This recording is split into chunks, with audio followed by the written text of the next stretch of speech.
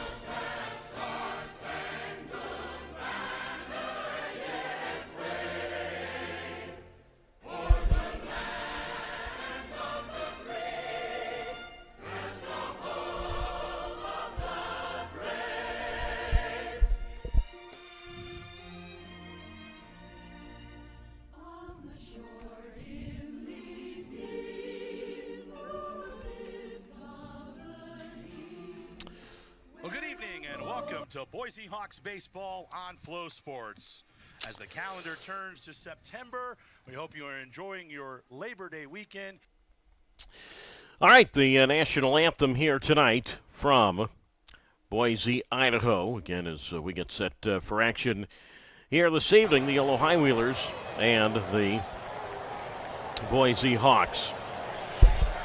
All right, now time to take a look at the starting lineup. First for the visiting Yolo High Wheelers and manager Billy Horton. And again, Yolo has a 3-game lead for that last playoff spot, the second-place wild card, or the second-place playoff spot. It's not a wild card, but second-place playoff spot, a 3-game lead over Boise.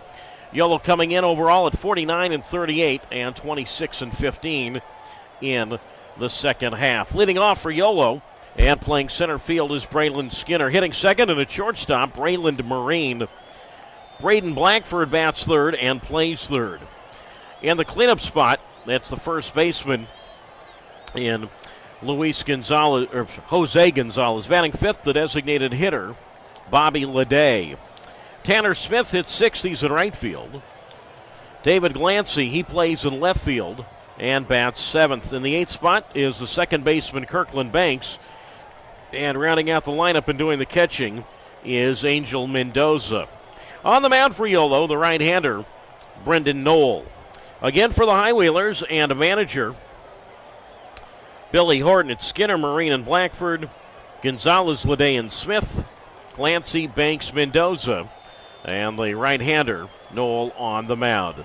We'll get to the Boise lineup when they come to bat, but defensively for Boise, Joey Califoot in left, Michael O'Hara in center, Noah Marcello in right.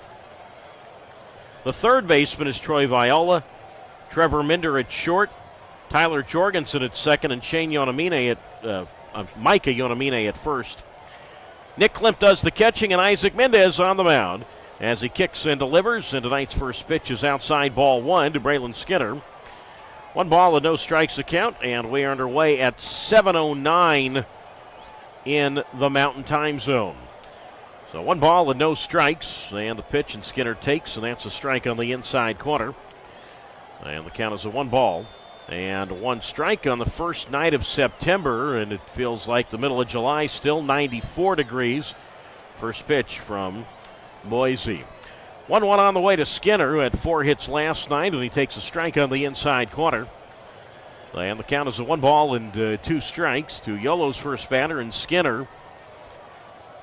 Average for Braylon now sits at .303, 7 homers, and he has 45 runs batted in.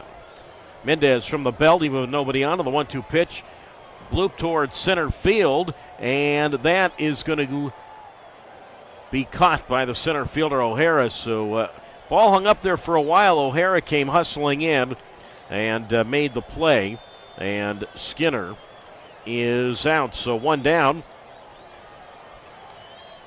and that'll bring up the shortstop, and Braylon Marine face the right-hander, and Isaac Mendez, who is originally from the, I guess you could say, Riverside area. Now it's Braylon Marine, and he takes low ball 1, and the count is a 1 ball and no strikes to Marine. He, much like Skinner, had 4 hits last night. Average now for Braylon Marine, we'll get to it in a moment, as the 1-0 pitch is low inside ball 1. And the count is at 1 ball and 1 strike. Marine is at .388. That is second highest in the Pioneer League. He has 8 homers and 65 runs batted in. Mendez is 2-0, and Marine swings, ground ball foul up along third, strike 1. And the count is now at 2 balls and a strike from Isaac Mendez, who is in his first professional season. Played his college baseball at Azusa Pacific and in Southern California. Good Division II program, members of the Pac West. Well, the count to Marine is at 2 balls and 1 strike. Top of the first inning, no score. And the pitch on the way, and Marine swings. Ground ball up the middle, and that's going to get through into center field, a base hit. So Braylon Marine just keeps right on hitting. Mentioned 4 hits last night and a single here this evening in the top half of the first inning. So first hit, first base runner for either side, no score. And now the third baseman, and Braden Blackford will come to the plate. Mendez in at Azusa Pacific.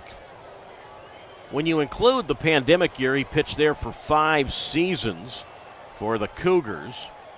College record overall 14-10.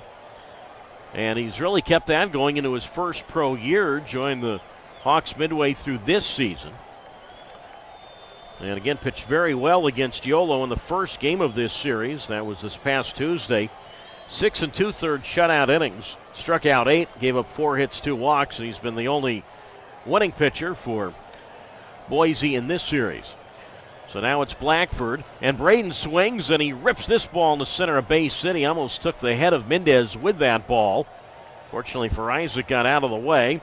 Again, the center fielder O'Hara up with the ball, gets it in towards second. Marine up to second, and Blackford to first. And Yolo, who last night was off and running early with a 2-run first and then 3 in the second. First and second here with nobody out. And now the first baseman comes up, and Jose Gonzalez. So Blackford coming in at .328 with 12 homers and 60 runs batted in. So now it's Gonzalez who bats. And Jose was perfect last night. 3 for 3. Left-handed batter, and the pitch, and Gonzalez takes, and that's a strike on the outside corner. And the count's at no balls and 1 strike to Gonzalez. .369. He has a team-high 18 homers, and he has 77 runs batted in. So Marine is at second base. Gonzalez is at first. 0-0 top of the first. And Mendez delivers, and the pitch to Gonzalez, and that is swung on. And line towards center, and that's going to get down a base hit. Marine on his way to the plate, and he will come around and score standing up. Blackford goes to second, and Jose Gonzalez makes it now 3 straight one-out hits for the High Wheelers. 1-0 now Yolo. As I mentioned, Gonzalez last night 3 for 3, a sac fly, a walk, 2 RBIs, and a run scored. And oh yeah, Jose Gonzalez gets his on-base streak extended early tonight. Now 36 straight games in which Jose Gonzalez has reached base safely. So a quick run for Yolo here in the first inning. And now Bobby Leday, the designated hitter, swings and misses strike 1. And the count's at 0-1. 326 for Leday, 15 homers, and he has 74 RBIs. And the pitch on the way to Leday, and that's foul for plate, strike 2. So 1 ball and 2 strikes to Leday. Couple of hits last night, was 2 for 4 with an RBI. Blackford at second, Gonzalez at first. Mendez delivers, and Leday swings, and he taps this one at second. Grabbed by Jorgensen, goes to Minder at second for 1, and the shortstop's throw to Yonamine at first. That's a double play. So only 1 run for the High Wheelers here in the first. 4-6-3 on the double play. Second short first, Jorgensen, Minder, and Yonamine. A run, 3 hits, no errors, 1 left after half an inning tonight. Yolo 1, and Boise coming up on YouTube Live.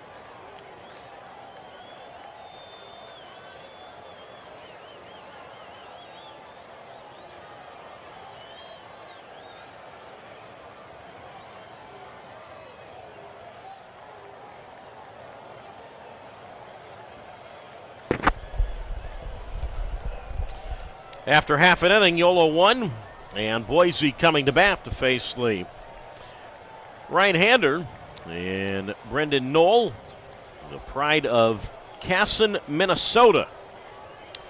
So he comes to, where he is on for the 8th time this year, all as a starter as a member of the Yolo High Wheelers. Tough luck loss for Knoll in his last start. That was here on Tuesday night. Ended up going 6 innings, allowed 6 hits, 2 runs both earned.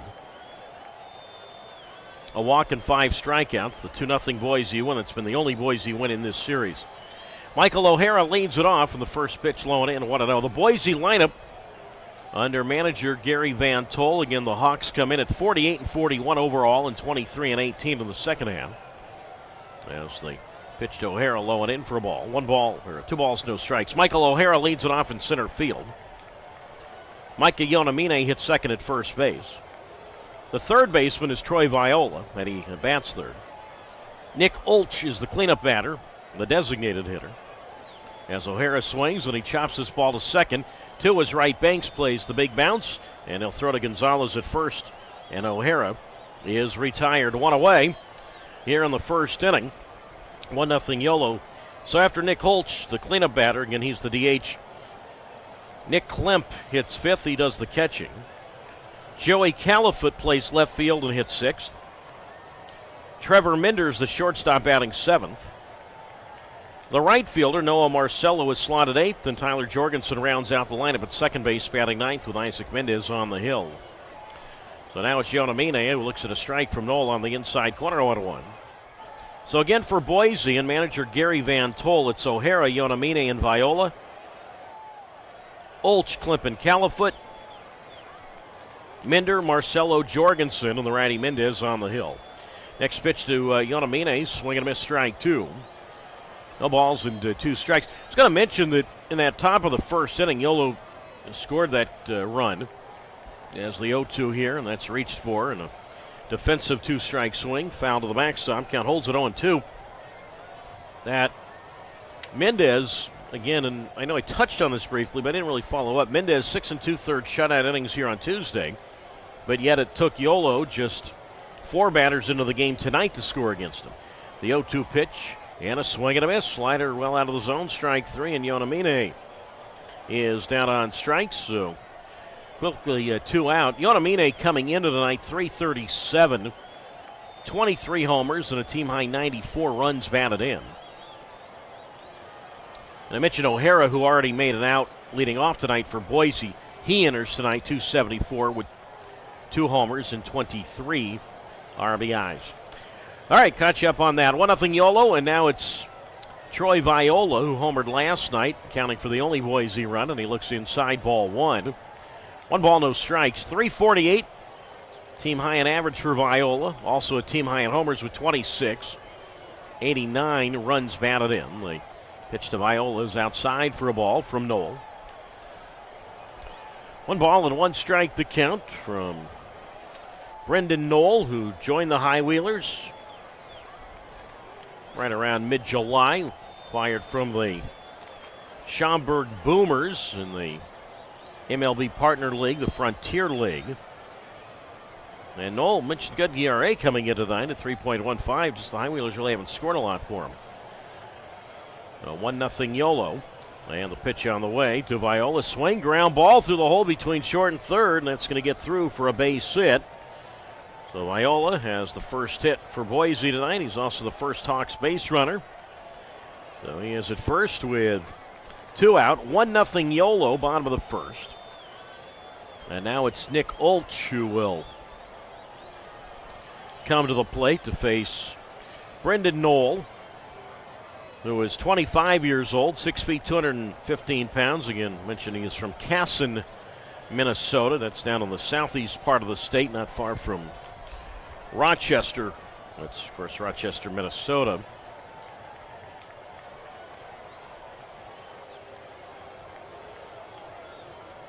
So now it's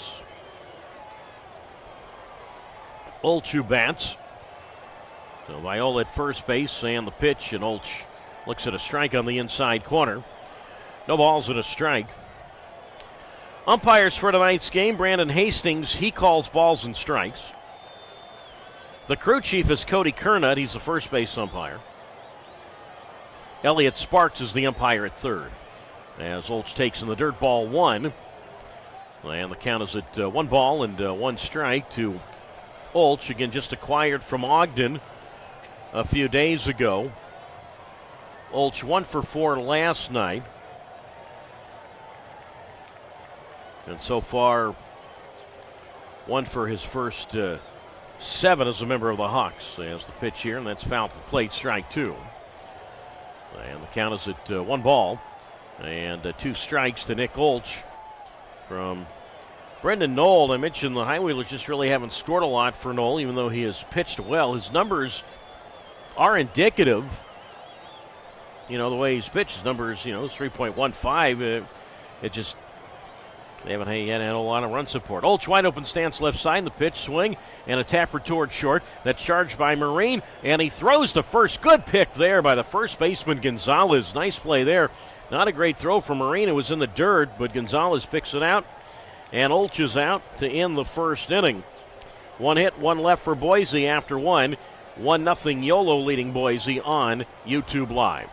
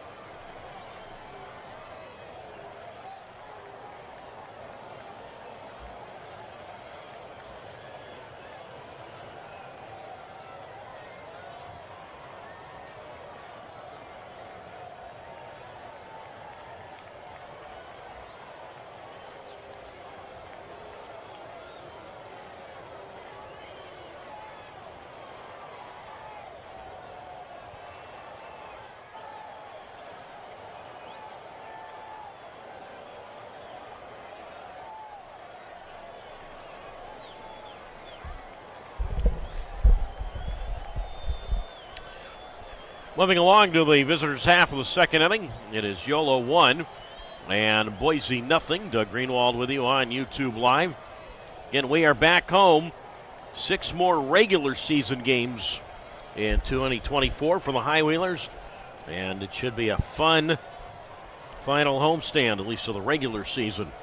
Tanner Smith leads it off, and the first pitch from Isaac Mendez. Swing and a foul tip into the glove of the catcher, Nick Klim, strike one. And that moves the count to no balls and a strike. It's Smith, Glancy, and Banks, 6, 7, and 8. 1-0 Yolo, leading Boise top of the second. Smith, a 2-homer game here a couple of nights ago, his second multi-homer game of the year, and he takes a strike on the inner half. Ball and a strike. For Smith, he bats at .285. He has 11 home runs, and he has 47 runs batted in. As Mendez again from the set. Kicks and deals, and Tanner Smith takes, and that's up and away, ball 2. So the count moves now to 2 balls and 1 strike against Tanner Smith. I mentioned the games next week against Oakland. So Tuesday through Sunday, as the 1-2 is outside, ball 2. So the count moves now to 2 balls and 2 strikes. Tuesday, Wednesday, Thursday, and Friday, all are 4 o'clock starts. 1-2 on the way, and Smith swings, and he flies this one toward deep center field. Sends O'Hara going back to the wall. He leaps, and it is gone. Tanner Smith opens the second inning with a home run, and it's 2-0 now, Highwheelers. Third homer of the series for Smith. It's his 12th this year. And RBI for Tanner is his 48th. So you recall the last road trip, that 21-game road trip, which consumed pretty much all of August. Tanner Smith, 5 homers on the last road trip, now has 3 on this road trip. So Tanner Smith makes it 2-0 now in favor of the Highwheelers. So Smith, now 8 of his 12 home runs have come on the road. So 2-0 now in favor of Yolo. And now it's David Glancy who will come to the plate. 2-0 now, Highwheelers, and the pitch. And that is low and in, ball one. And counts at 1 ball and no strikes to Glancy, who did not play last night. For Glancy, he comes into tonight at .311. He has 2 homers, 14 runs batted in.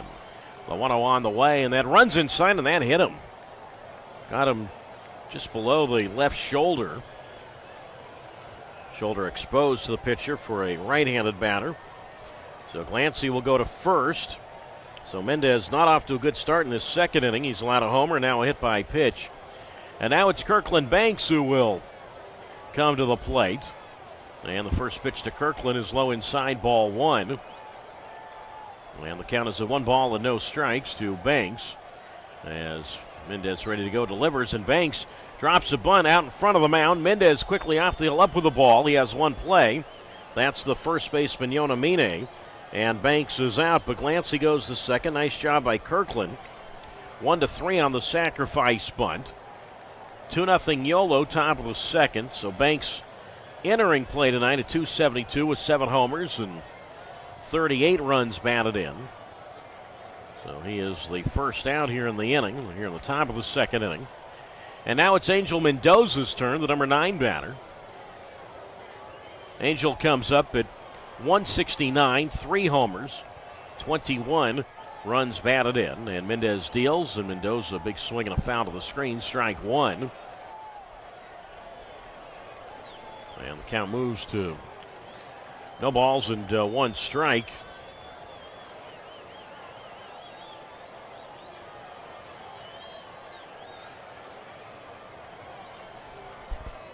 Mendoza, last night's game was 0 for 3 with a walk and a run scored as he takes outside for a ball. 2 balls, no strikes. So Mitch and Mendez having just allowed a home run. Home run allowed by Mendez. That's the 5th he has given up as a member of the Hawks. Glancy at second. 1-0 Yolo, leading Boise, top of the second inning. Glancy, big lead in the pitch to Mendoza, and he swings and rolls this one toward third. Grabbed by Viola, who's playing on the lip of the grass, and an easy throw across to Yonamine at first. And Mendoza is out. 2 down. Glancy holds at second base. 2-0 High Wheelers, top of the second inning. Doug Greenwald with you from Memorial Stadium in Boise. Capacity here, 3,452. Beautiful view of the Boise Mountains. Ballpark here, built in 1989. Now for the second time tonight, Yolo will go to the top of its order for the center fielder Braylon Skinner, and the pitch from Mendez is low, ball 1. And the count moves to 1 ball and no strikes. Skinner, and I think I had called it a fly ball to center, and apparently, the center fielder O'Hara came in, the second baseman Jorgensen went out, and talking to the scorekeeper last inning, he told me that it was a pop out to second base, and we looked at the film, and indeed it was. I thought the center fielder had caught it when the two converged. I mean, there wasn't a collision, but the two sort of right next to one another. But it was the second baseman Jorgensen who caught the pop-up from Skinner to open the game. So Skinner out on a P4, pop-up to second, not a fly ball to center. All right, got that out of the way. Ball and a strike to count. 2-0 Yolo, top of the second inning. And Mendez deals, and that's taken low and in for a ball. And the count moves down to 2 balls and 1 strike from Isaac Mendez, who is making his 3rd start against Yolo. It's the 3rd time that it's been a Mendez-Knoll matchup. Glancy leads at second. 2 out, 2-0 High Wheelers. And the pitch to Skinner, and he swings and he pops this one up. Let's see if I can get a better view here. Backpedaling, it's the shortstop Minder. No doubt about it there. The shortstop Minder in shallow left. He makes the catch. But Tanner Smith, the leadoff homer, 1 run, 1 hit, no errors. And a runner left. On we go to the bottom half of the second inning. Yolo 2, Boise nothing on YouTube Live.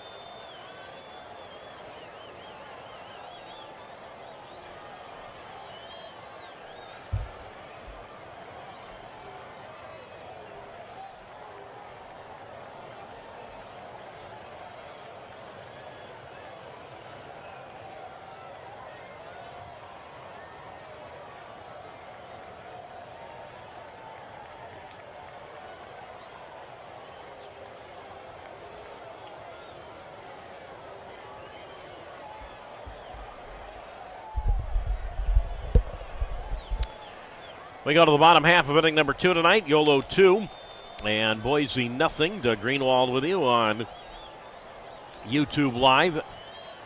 So we are going to be on YouTube Live and Flow Sports coming up when we get home. It'll be, again, Tuesday, 4 p.m. start, Yolo and Oakland. Tell you more in a moment. Nick Klemp leads it off, and Brendan Knowles' pitch up and in, ball 1. 1 ball, no strikes. It's Klemp, Califoot, and Minder. 5, 6, and 7 here in the bottom of the second inning. Knoll out of the full windup, and the pitch to Klemp. And he swings, and he flies this one high, but not deep toward left center. To his left, Glancy. And the left fielder, David Glancy, is there to make the catch. And Klemp is out. So 1 up and 1 down here in the bottom half of the second inning. Yolo 2, Boise nothing. Klemp coming in at .293, 4 homers and 35 runs batted in. Klemp has certainly cooled off. 0 for 4 last night, 0 for 5 the night before.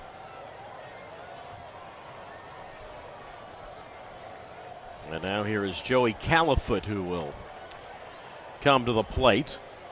Califoot did not play in either of the last 2 games. We have seen him in this series. In left field tonight, normally had been the DH, and he takes low ball 1. And the count's at a ball and no strikes to Califoot, capital K-A-L-A-F-U-T, 270, no homers, 17 runs batted in. 2-0 High Wheelers, bottom of the second. And Brendan Knoll kicks and delivers, and the pitch is taken for a strike on the outside corner. Let me freshen the count for you. It said 1 ball and 2 strikes to Califoot, 1 and 2. And the pitch, and Califoot swings and misses. Fastball in the outer half of the plate, strike 3. And he is out. Second strikeout for Knoll, 2 down. Bottom of the second inning. It's Yolo 2 and Boise nothing. And now Trevor Minder will come up. For Minder, he bats at .262. He has 1 homer and 13 RBIs. And the pitch from Knoll to Minder. And that is taken low and in, ball 1. And the count's at 1 ball and no strikes. Minder 0 for 3 last night. Hitless in his last 8 at-bats. Outfield medium depth straightaway. And the pitch, and that's a called strike on the inside corner. The count is at 1 ball and 1 strike to Minder facing Brendan Knoll. Outfield fairly deep straightaway. Still a ton of daylight here in Boise. The kick on the 1-1. And Minder swings and hits one toward first. Gonzalez, who was playing well off the line but perfectly placed, up with the ball. And he'll run it to the bag for the unassisted out. And Minder is retired. 3U there. And nothing across for Boise. They go in order for the first time tonight. We go to the third inning. Yolo 2, Boise nothing on YouTube Live.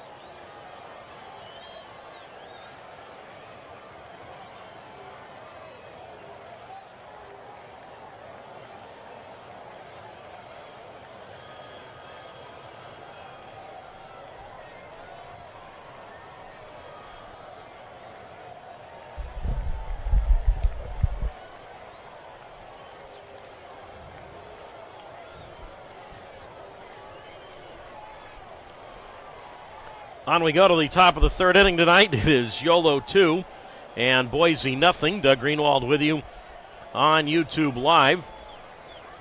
So the High Wheelers so far, 2 runs, 4 hits, and no errors. For the Boise Hawks, no runs, 1 hit, and no errors. So again, Yolo back home on Tuesday. The way this game's going so far tonight, just really haven't had a lot of time to try and set up all the particulars on this homestand. Braylon Marine will lead it off. It'll be Marine, Blackford, and Gonzalez 2, 3, and 4 here in the third against Isaac Mendez. Marine got that first inning rally going with a single, and he swings and misses at a fastball, strike one. And the count is at no balls and one strike to Braylon Marine. Single and a run scored. And the pitch, and Braylon swings. High, deep drive left field. Califoot will just stand and watch it sail well out of the ballpark. Home run, Braylon Marine. 3-0 Yolo. So no doubt about that one for Marine. Well over the 12-foot wall near the scoreboard in left center. And Braylon Marine, 4 hits last night. So far, 2 tonight. 3-0 now Highwheelers. Second home run hit by Yolo this evening. Smith led off the second with a round tripper. Marine's 9th home run, 66th run batted in. So the Highwheelers now have scored in all 3 innings tonight. A run in the first, a run in the second, so far 1 in the third. And now it's Blackford who takes a strike on the inside corner. No balls and 1 strike to count. Let's dig a little deeper into the numbers regarding Braylon Marine. As the count to Blackford is at 0-1, and the pitch to Braden, and that's outside ball 1. 1 ball and 1 strike. Mentioned Marine coming into tonight, second in the Pioneer League in hitting at .388. The kick and the pitch to Blackford, foul to the backstop, strike 2. And the count now at 1 ball and 2 strikes.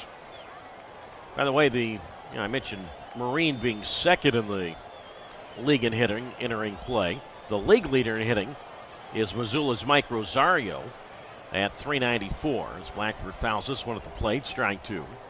1 ball, 2 strikes, 3-0 Yolo, top of the third. But how about Marine this year against Boise? 4 hits last night. Remember the first time these two teams played against each other this year, back on August 20th. Blackford had 4 hits in that game.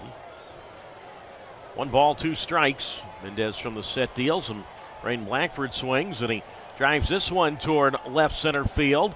And that's going to get down for a base hit. Far to his right toward the warning track. The center fielder O'Hara has to track it down to the gap. And Blackford will hustle to second with a double. So Blackford now 2 for 2. Highwheelers now with 6 hits. Remember, last night Yolo had 17 hits. Everybody in the lineup last night for Yolo at least reached base safely. 3 out of the last 4 games for the Highwheelers. The club has had all 9 in the starting lineup reach base safely. That's tough to do that many times in just 4 games. Now it's Gonzalez, an RBI hit his first time. And Jose takes low ball 1. 1 ball, no strikes. But Marine, last night was his 5th 4-hit game this year. When you include Marine being 2 for 2 tonight, this year against Boise, he is 21 for 48. He's hitting alone against Boise .438. A 1-0 to Gonzalez, and that's outside ball 2.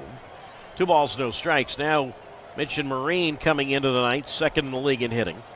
Gonzalez entering play this evening, 5th in the league in the Pioneer League hitting at .369. Of course, you can add to that tonight as Jose swings. High, deep drive, left center field. This ball is going, and it is gone.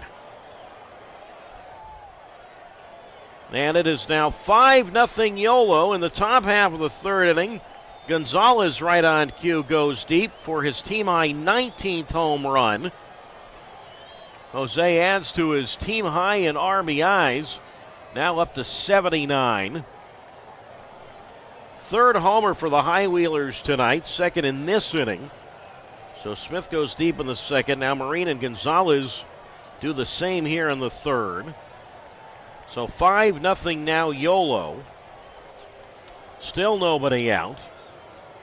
The 2, 3, and 4 batters tonight for the Highwheelers are a combined 6 for 6 with 4 RBIs and 4 runs scored. Now Bobby Leday bats, and he takes a strike on the inside corner. No balls and 1 strike. So the High Wheelers off and running. Well, they've been off and running in this series. They were off and running last night to an early 5-0 lead.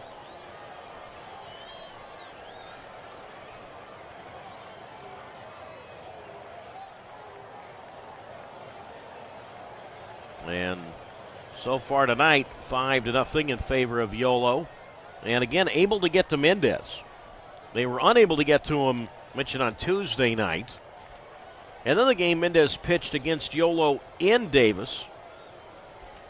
That was August 21st. Now, Yolo won that game 6-5, but Mendez pitched well in that one. 6 strikeouts over 5 innings, 3 runs, 2 earned.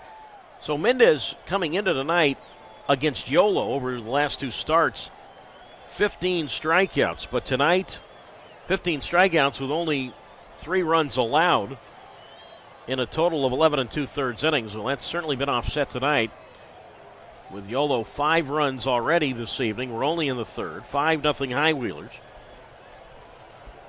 And now Bobby Leday digs in. As I said, count to him as an 0. Let me correct that. He's 0 for 1 tonight. I guess there was no pitch, I guess, when he came up.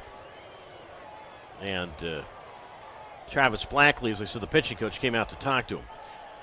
So the first pitch of the day, outside ball 1-0. And Mendez right back, and that's a breaking ball taken for a strike on the inside corner. 1 ball and 1 strike the count. So Gonzalez specifically against Boise this year now is 20 for 42. He's hitting .476 against Boise, and he's got 14 RBIs against the Hawks. And we're just talking almost a 2-week span. Again, this is the final game of 12 in a row between these two. 5-0 Yolo, top of the 3rd inning. Leday grounded into a double play to end the top of the 1st. And he swings and misses at a breaking ball. The count to Leday is at 1 ball and 2 strikes. Against Isaac Mendez, who stands 6'4", 215 pounds. Out of Pomona, California. Toward the San Bernardino area. The 1-2 to Leday, low ball 2. So 2 balls and 2 strikes the count. Mendez out of Bonita High School in Southern California, 2nd-team All-Pac West performer in first year of pro ball for Mendez. Is the pitch here, fastball, swing and a miss, strike 3, pitch on the outer half. And Leday is the first out in the top half of the 3rd inning. First strikeout tonight for Mendez. 5-0 Yolo. Top of the 3rd inning. And now Tanner Smith, who homered to open the 2nd inning. That's here in the 3rd. And the way the Yolo starting pitching has gone in this series, on the pitching overall, certainly a good-sized lead. I know we're only in the 3rd. I get it. The pitch on the way to Smith. And he takes outside ball 1. 1 ball, no strikes. You talk about run support early. And that's been the theme in this series. The 1-0 to Tanner, and he swings and he squibs this one toward 3rd. Charged on the grass by Viola, and the 3rd baseman throws across his body to Yonamine at 1st. And Smith is out. 2 away, top of the 3rd inning. High Wheelers 5 and the Hawks nothing. This is Doug Greenwald. You're listening to the Yolo High Wheelers on YouTube Live. Nice play there by Viola, able to charge that one and get rid of it over to Yonamine at 1st. So 2 down, and now David Glancy comes up. He was hit with a pitch in the 2nd inning. And the pitch on the way to Glancy, and a breaking ball misses high ball 1. 1 ball and no strikes, but the Yolo High Wheelers starting pitchers in this series, folks, coming into tonight, have only allowed 6 runs over the first 5 games. That's the starting staff. 5 of those runs being earned. So the starting staff in this series coming into tonight's game has worked 35 innings and has an ERA of 1.35. 5-0 Yolo as Glancy fouls one to the screen, strike 1, 1-1. And the next pitch to David, and that's a strike call on the inside corner. And the count moves now to 1 ball and 2 strikes with a 5-0 Yolo advantage. Top of the 3rd with Kirkland Banks on deck. 1-2 the count. on this gorgeous Sunday night. And the pitch, and Glancy takes outside, ball 2. 2 balls and 2 strikes the count.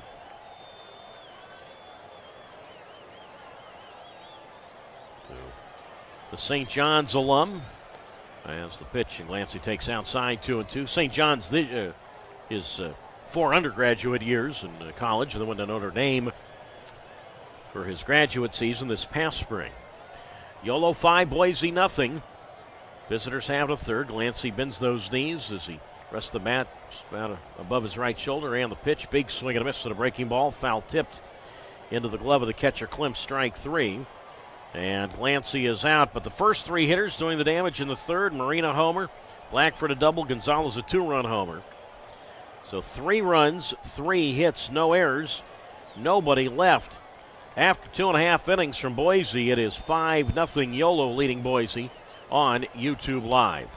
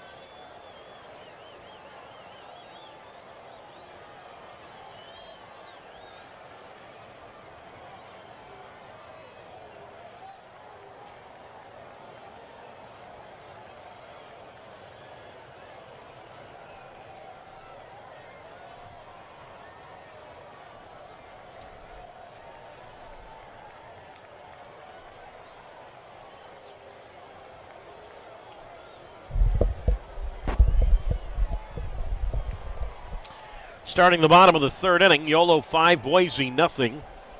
Noah Marcello digs in, and the first pitch from Brendan Knoll is inside, ball 1. And the count is at 1 ball.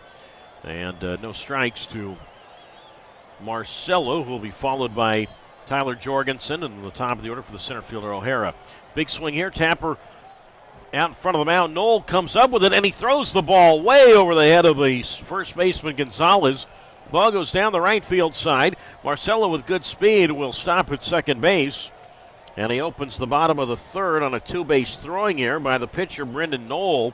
Knoll got off the mound. I said it was hit out in front of the mound. It's really more to the, I guess you could say, third base side of the mound. And Knoll had to scamper off the hill quickly, but then threw the ball way over the head of the first baseman, Gonzalez, who then had to run the ball down the right field side. And Marcello ends up at second. First error for either side. So Boise with a good start. 5-0 Yolo. Bottom of the third. Now Jorgensen digs in for the first time as Knoll delivers. And the pitch to Jorgensen is low, ball 1. 1 ball, no strikes. So I mentioned before that it seemed like the High Wheelers just, there's certain pitchers where, the teams just don't score a lot. And Knoll, for the most part, has had that happen, except there was one game where the High Wheelers certainly did score enough for him. That's the pitch on the way, and that swung on. And that's chopped to second base. Big bounce for Banks up with the ball, and he will throw to Gonzalez at first. That retires Jorgensen. 1 second baseman grounds the other. He does move Marcello to third. So 1 out.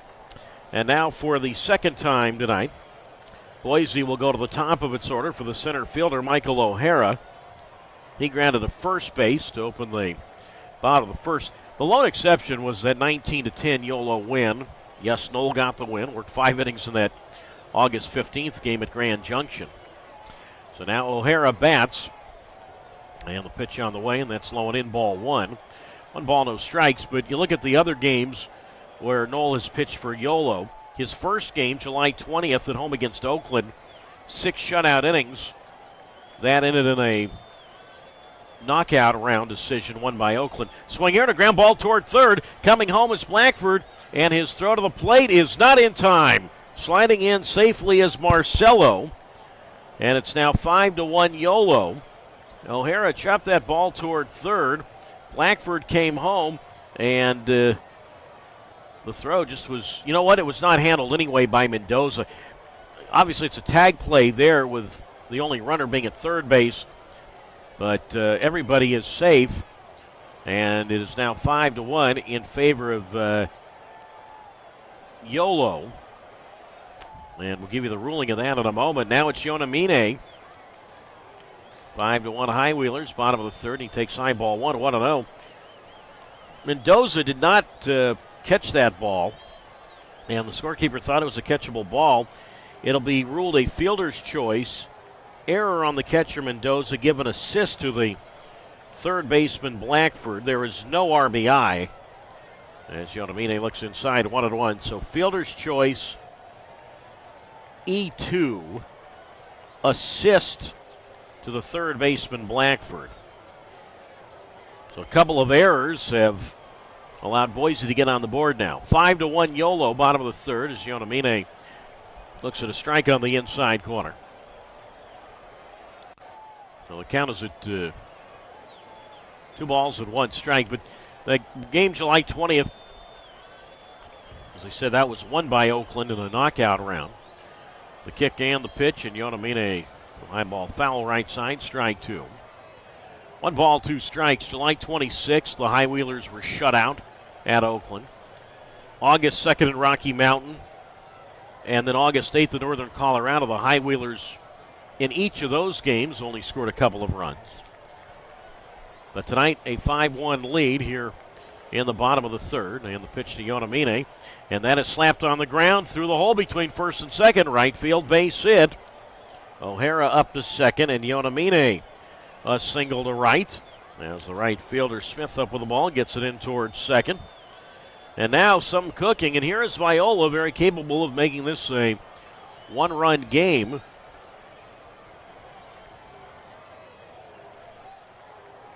O'Hara to second, Yonamine to first, and now Viola will dig in, and he is 1 for 1 tonight.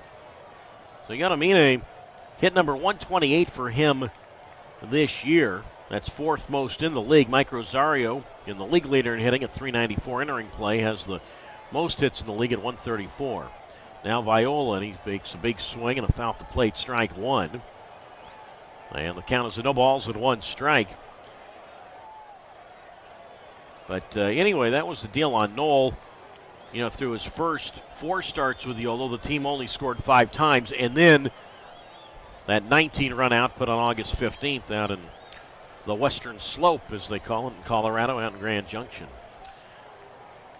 Count to Viola's a no balls and a strike. Troy singled to left field in the first inning. O'Hara's at second base.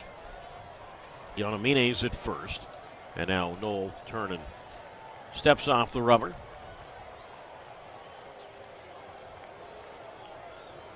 Knoll played his college baseball, final 3 years of college baseball at Minnesota State University, Division II program in Mankato.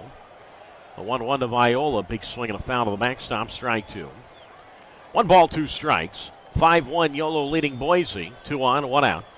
Bottom of the third. Minnesota State, he was 16-4 over his 3 seasons with a 3.20 ERA for the Mavericks.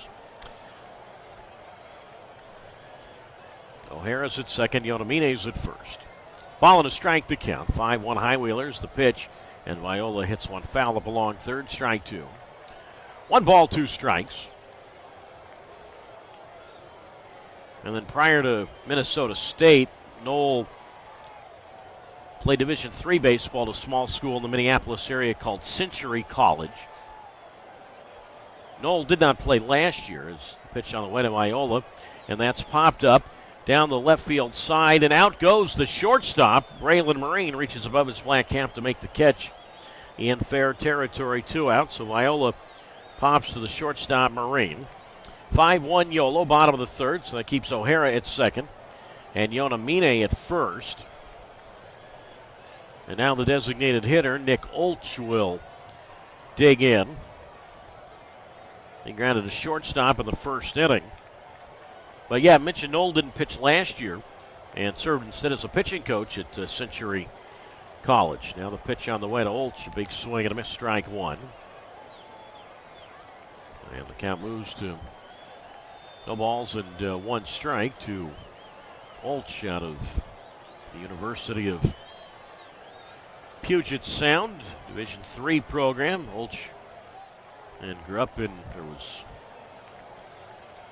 born in Richmond. Went to St. Mary's High in the Bay Area. I'm not sure which St. Mary's that is in the Bay Area. There's a St. Mary's High of Stockton. I don't know if he went to high school in Stockton or not. 5-1 Yolo. Runners at first and second, the 0-1, and Olch takes outside ball 1. And that moves the count to 1 ball and 1 strike. But his hometown is listed as Richmond, California. That's where it says he was born. So I'll look up to see what St. Mary's High School he did attend. Okay, we found it. St. Mary's High of Albany. Well, that makes sense, out in the East Bay. I guess if your hometown is Richmond and you're born in Richmond, and it makes sense to go to the town next door to go to high school in Albany. So St. Mary's of Albany is where he went to high school. Thank you, Google. 5-1 Yolo. Bottom of the third. 2 on, 2 out. And the pitch to Olch lifted high and foul left side. The count stays at 2 strikes. So count is at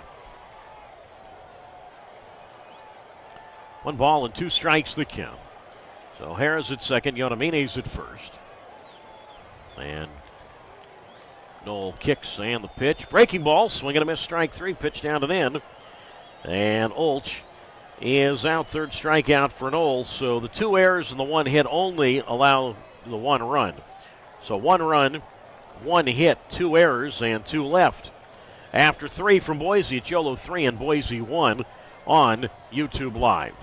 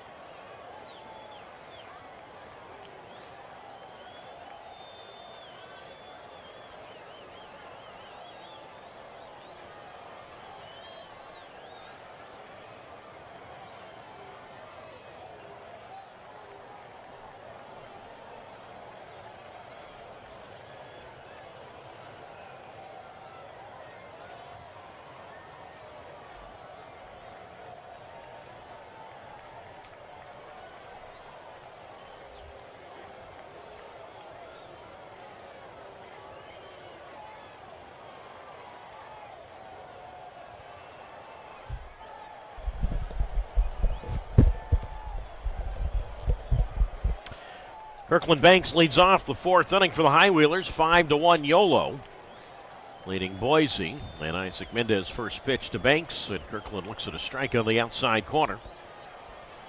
And the count is at no balls And one strike to Kirkland Banks. It'll be Banks, Mendoza, and then the top of the Yolo order for the center fielder Skinner. As Banks swings here, and he pops it up. First base side, foul ground, back of the coach's box, Yonamine. And the first baseman makes the catch. And Banks is out, one out to get the fourth inning cooking. 5-1 Yolo. 5 runs, 7 hits, 2 errors for the Highwheelers. 1 run, 2 hits, and no errors for the Hawks. And now it's Angel Mendoza who bats. He grounded to first base in the second inning. Grounded to third base in the second inning. Mendez delivers, and that's taken for a strike on the inside corner. And the count is a no balls and 1 strike. Well, Oakland has won today. Oakland had a day game at home against Idaho Falls. Oakland won that one 9-8. As Mendoza takes a big swing and a miss, foul tipped into the glove of the catcher, Klimp. And the count moves to no balls and 2 strikes with a 5-1 Yolo advantage over Boise. Top of the fourth. And the pitch, and that is outside for a ball. 1 ball and 2 strikes. So coming into today, Yolo has, again, a 3-game lead with 7 regular season games to go. That includes tonight. 3-game lead for that second place playoff spot over Boise. The 2-strike pitch, and Mendoza reaches for this one and pops it up foul over the screen. Back at home plate. No balls, 2 strikes. 5-1. Yolo leads Boise. Top of the fourth. And then Yolo 3 ahead in second place, but only 1 back of first place Oakland entering play. 2-strike pitch, and Angel swing and a miss. Pitch down to the way, strike 3, and he is out. Third strikeout for Mendez. 2 down. Top of the fourth inning. Yolo 5, Boise 1, and now for the third time tonight, Yolo will go to the top of its order for the center fielder, Braylon Skinner. He is 0 for 2. He's popped a second. He's popped a short.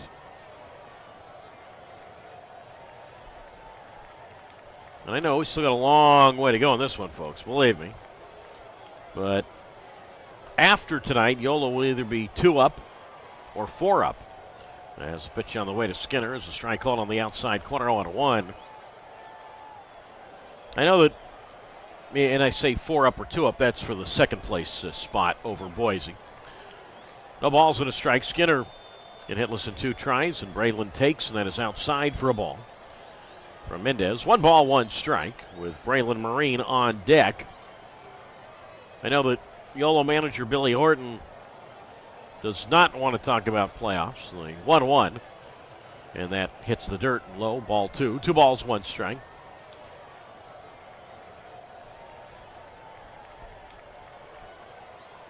I was asking Billy Horton a question about the playoffs last night, and he says, Doug, I'm going to stop you right here. I do not want to talk about the playoffs.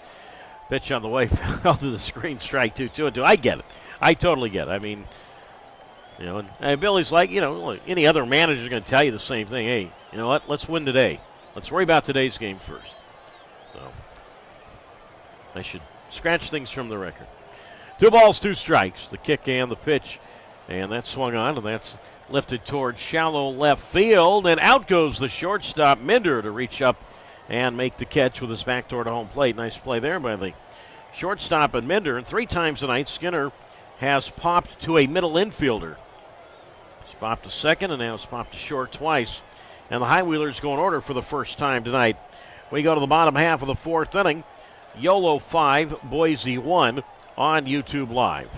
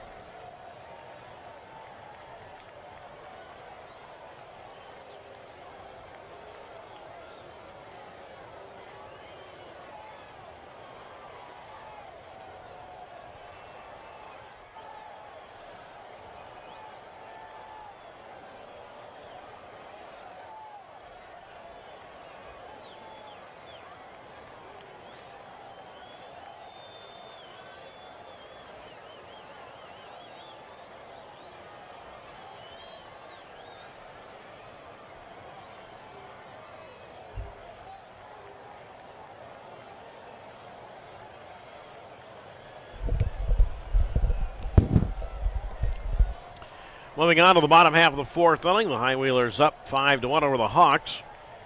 This is Doug Greenwald. You're listening to the Yolo High Wheelers on YouTube Live. And it'll be the catcher, Nick Klemp, to lead it off. For the Hawks is Brendan Knoll out of the full windup deals, and they pitch low ball one. And the count moves to 1 ball and no strikes. Klemp, Califoot, and Minder, 5, 6, and 7 to face Knoll. Klemp 0 for 1. Wide to left field in the second inning. The windup and the pitch, and Klemp takes, and that's inside ball 2, 2-0. So, again, Klemp 14 hits over the now 12 games in a row these two teams have played against each other. 5-1 Yolo as Knoll kicks and delivers, and Klemp takes up an in ball 3, 3-0. We mentioned he's cooled off a little bit.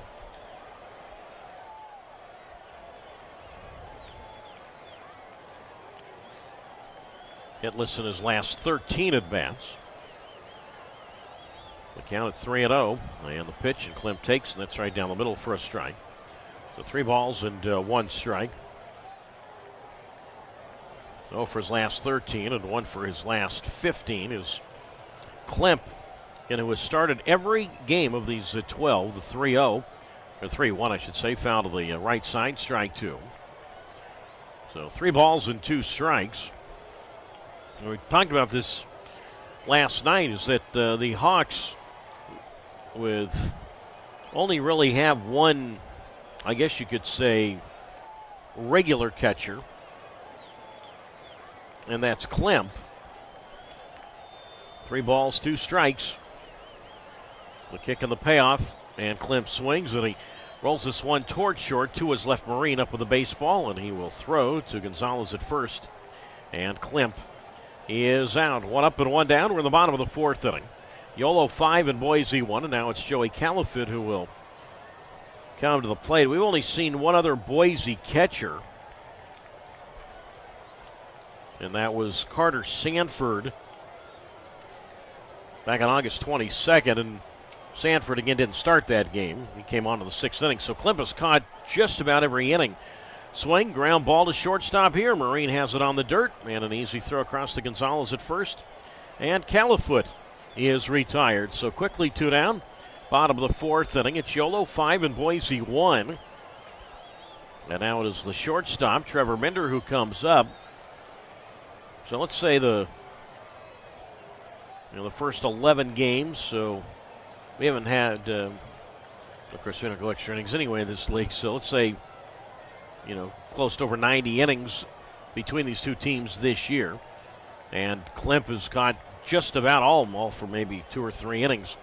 Pitch on the way to Minder is a strike from Brendan Knoll, 0-1. Then right back to the plate, inside ball 1. And that moves the count to 1 ball and 1 strike. Minder grounded out 3 and assisted in the second inning. 5-1 Yolo leading Boise, bottom of the fourth. From Boise, Idaho. Knoll working quickly with nobody on. Full windup in the pitch. Minder looks inside ball 2, 2-1. And again, the Tulane product and Trevor Minder, first places to go to school, and in New Orleans is the 2-1 pitch that is low. The count now, I believe the count is at 3 balls and 1 strike from Minder, who grew up in Springfield, Illinois, the capital of the state. Apparently the High Wheelers just challenged that, and it was overturned to a strike. So instead of 3-1, it's now 2-2. And the 2-2 pitch, breaking ball, high ball 3. So 3 balls and 2 strikes to Minder. 4-sport athlete at Springfield High in Illinois. Played football, baseball, basketball, golf. And the pitch here, the 3-2, and that's low and in, ball 4. So that is a 2-out walk, and that's the first walk allowed by Knoll. Bottom of the fourth inning, 5-1 Yolo. And now Noah Marcello will come up. So Minder, the runner at first base. Minder this year in terms of steals, 4 of them this year. He has not been caught. So now it's Marcello who digs in. So again, the High Wheelers will go home It's Tuesday to play Oakland. Final 6 games against the final 6 regular season games against the Ballers. And we'll see after that if we have more baseball. As Knoll delivers. And a breaking ball taken for a strike on the inside corner to Marcelo. Strike 1. And the count is 0 balls and 1 strike. Sort of a complicated way to describe how the playoffs are seeded in the Pioneer League. As the 0-1 is inside for a ball. That's ball 1. 1 ball and 1 strike to count. With Mender at first, being held on by Gonzalez. Middle infield back. And Knowles 1-1. And that's strike 2 called on the outside corner to Marcelo. And that moves the needle to 1 ball and 2 strikes. In Missoula and Glacier already clinched the first half playoff seeds. Missoula the first seed, or the first spot. Glacier finished second. A 1-2 here, and Marcelo takes in the dirt, ball 2. 2 balls, 2 strikes. Yolo 5, Boise 1, bottom of the 4th. Let's say the playoffs would stack up how the standings are right now. Oakland would win the second half, first place, and then Yolo would finish second in this half and get the second playoff spot. 2 balls, 2 strikes the count.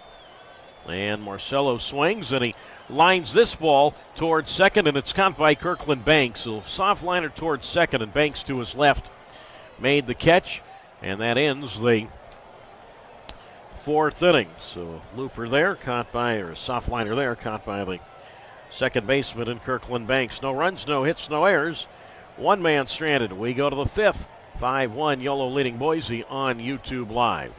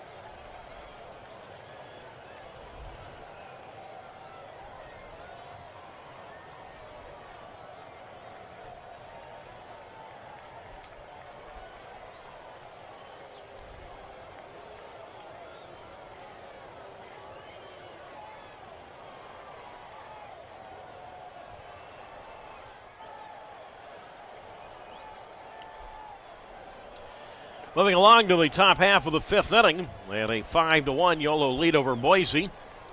Doug Greenwald with you on YouTube Live. And Braylon Marine to lead it off. Batters 2, 3, and 4. It'll be Marine, Blackford, and Gonzalez to face Isaac Mendez, who delivers, and Marine a fly ball foul right side, strike one. No balls and one strike. Well, Marine 2 for 2 tonight after going 4 for 5 last night. As the 0-1 to Braylon is outside for a ball, 2-0. So he's 6 for his last 7. It seems like we've said that a lot about Braylon Marine this year, who it's going to be tough with some of the Montana players who obviously have had amazing years up there, but Braylon Marine certainly should be considered for Player of the Year in the Pioneer League. 5-1 Yolo, top of the fifth, and Mendez misses outside for a ball. 2 balls and a strike to count. Marine has singled, he's homered. He has scored twice, and he swings on a foul to the backstop, strike 2. And the count is now at 2 balls and 2 strikes to Braylon Marine, with Braden Blackford wetting on deck. 5-1 Yolo, and the 2-2. Swing and a high chopper toward third. Grabbed by the charging Viola, and the third baseman's throw across the Onomine just in time to get Braylon Marine one out. Well, that ball hung up there for a while. I'm thinking, well, it's going to be another hit for Marine, but Viola able to get to it and made the play. Again, we've seen some high choppers in this series. It's not really literally off the plate, but just the dirt is hard right in front of the plate. And Boise able to get Marine one down, and now Blackford bats. He's 2 for 2, a single, a double, and a run scored. Yolo 5 and Boise 1. Top half of the fifth inning. And the pitch on the way to Blackford, and he takes a breaking ball for a strike on the inside corner. No balls and 1 strike to Braden.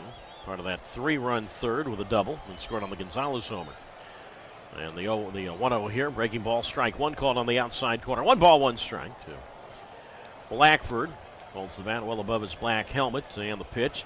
Swing and a chopper to first base, right near the bag. Yonomine up with it, and the first baseman's there to put his right foot on the bag for the unassisted out. So quickly 2 away.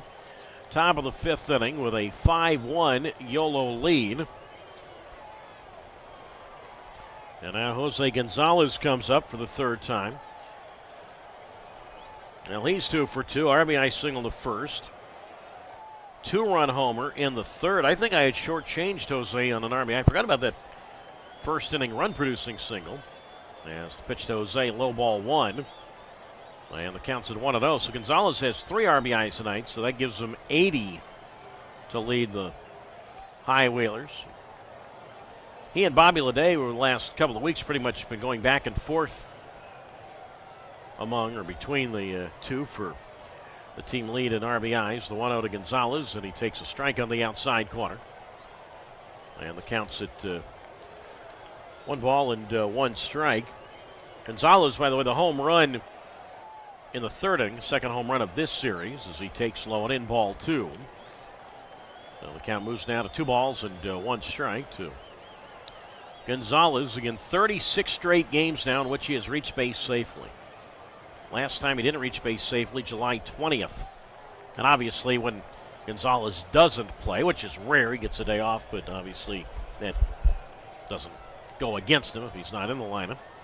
3 balls, 1 strike to count with Leday on deck. 5-1 High Wheelers, and Isaac Mendez delivers, and Gonzalez takes strike 2 on the inside corner. And the count's now at 3 balls and 2 strikes. So the Houston area native and Gonzalez, and the 3-2 here, and he takes a big swing and a miss at a breaking ball, strike 3, and he is out. So Marine, Blackford, and Gonzalez, who had been a combined 6 for 6 tonight with 2 homers and 4 RBIs and 4 runs scored, but set down an order in the 5th, and that's the 4th strikeout for Mendez. Nothing across. We go to the bottom of the 5th, halfway done tonight from Boise. Final regular season road game for Yolo. It is Yolo 5 and Boise 1 on YouTube Live.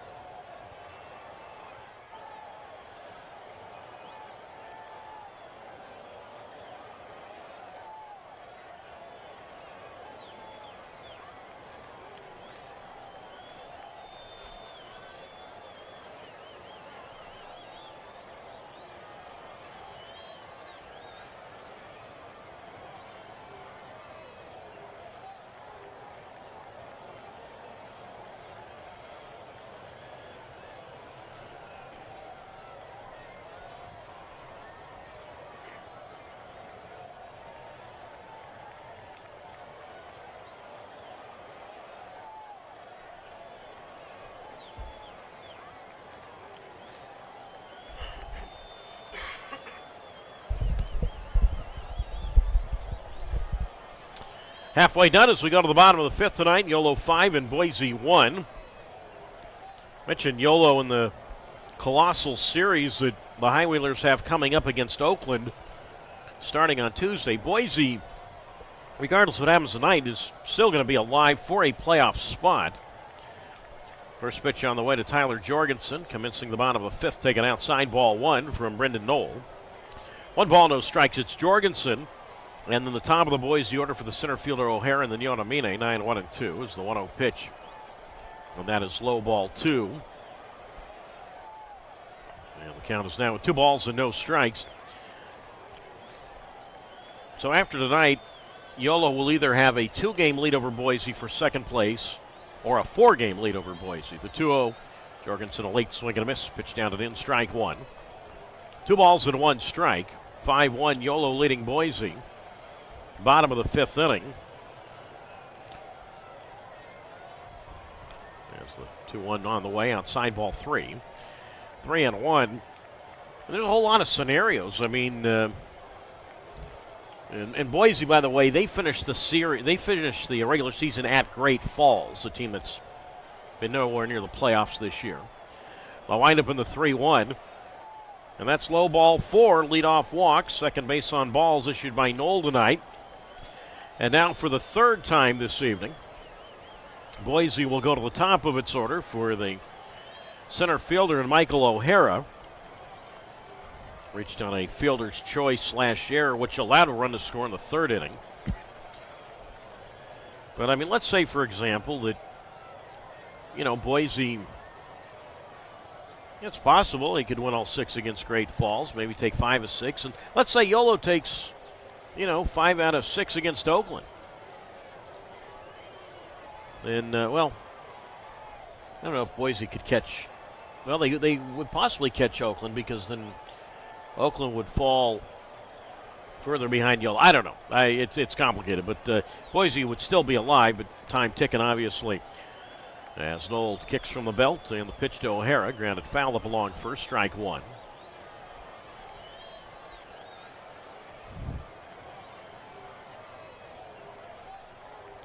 And the count moves now to 1 ball and 1 strike to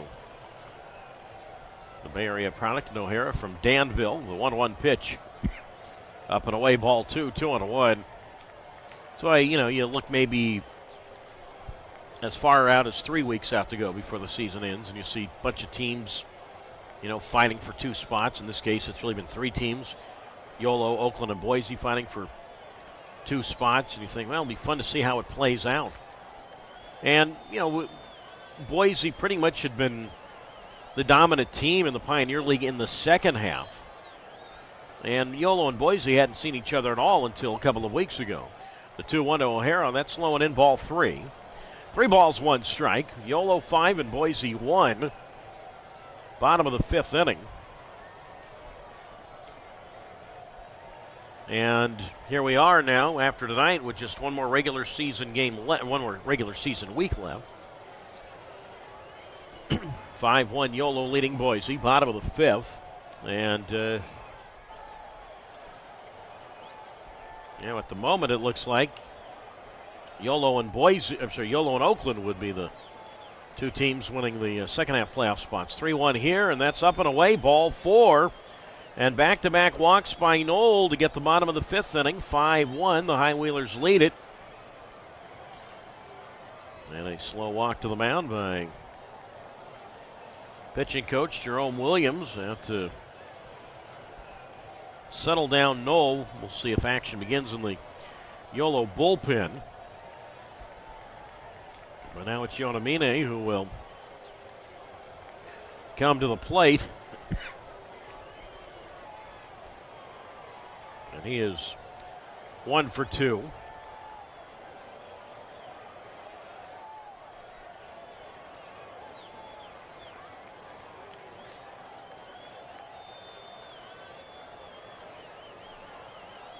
Now, one swing here can make it a 1-run game, and the powerful Yomine takes a strike on the inside corner. And the count is at no balls and 1 strike. Well, Knoll, known for a sinker, and would like to utilize that here as Yonamine taps one foul up along third, strike two. No balls and 2 strikes, especially considering that Yonamine last night twice hit into an inning-ending 6-4-3 double play. Well, a double play wouldn't end the inning here, but it would certainly be a big help to Knoll.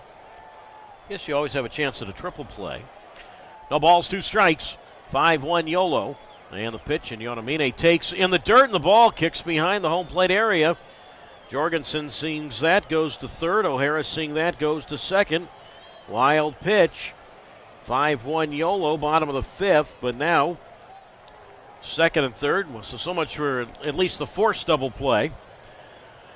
Count to Yonamine is at 1 ball and 2 strikes.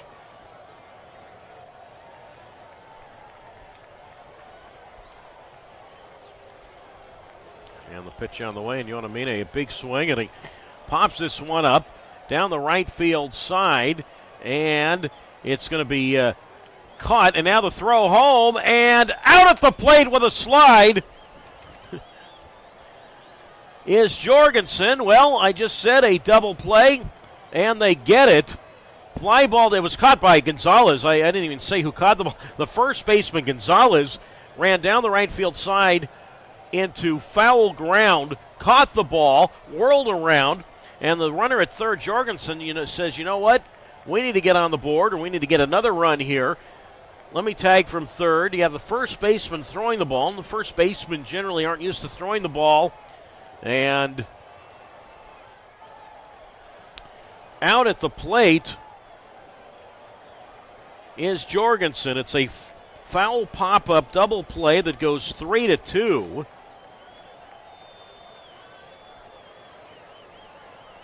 So 2 out now. And now it's Viola who will come up. As the first pitch on the way to Viola is hit toward third. It's gloved by Blackford. And his throw to first is low. And in to score comes O'Hara.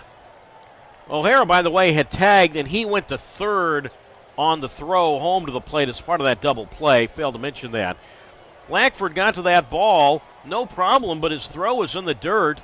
Gonzalez was able to scoop it up, but he really had no chance to dig that one out. Error on Blackford. That scores O'Hara. It's now 5-2 in favor of the High Wheelers. No RBI for Viola. Both runs tonight for Boise have come on errors. It's a third error tonight for the High Wheelers. And now it's Olch who takes low and in, ball 1. 1 ball, no strikes.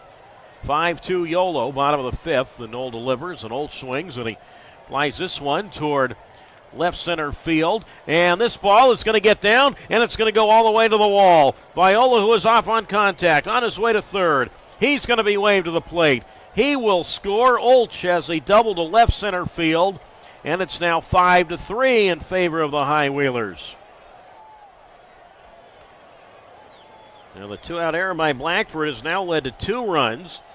Give Olch a run batted in. That is his first RBI as a member of the Hawks.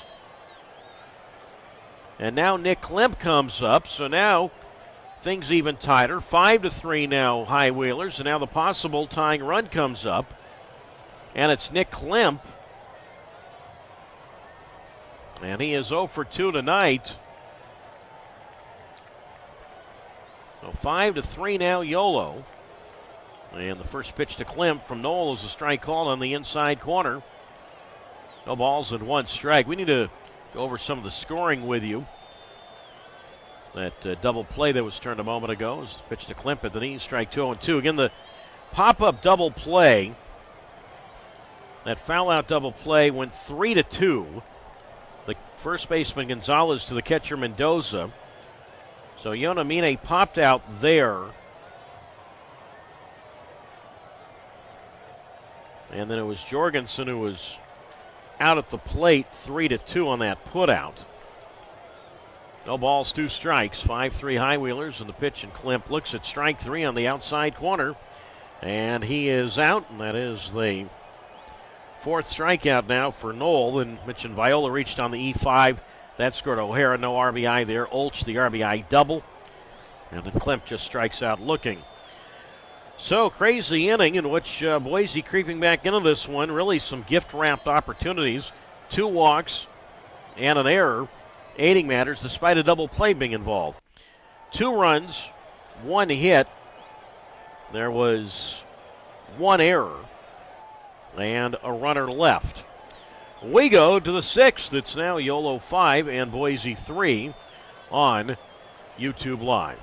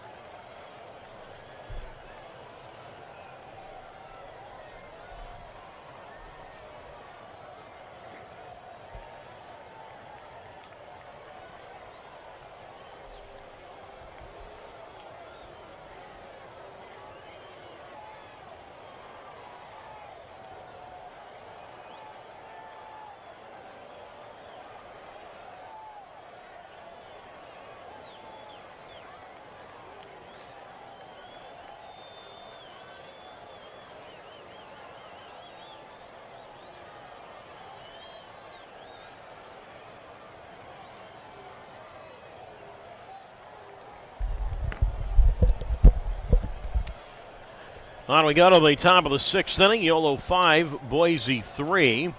And the first pitch from Isaac Mendez to Bobby Leday. Swung on a miss, strike 1. No balls and a strike. Leday, Smith, and Glancy. 5, 6, and 7. So Yolo at one point up 5-0. Right now 5-3. And really a bunch of Yolo mistakes allowing Boise to get back in it. As Leday fouls one to the backstop, strike 2.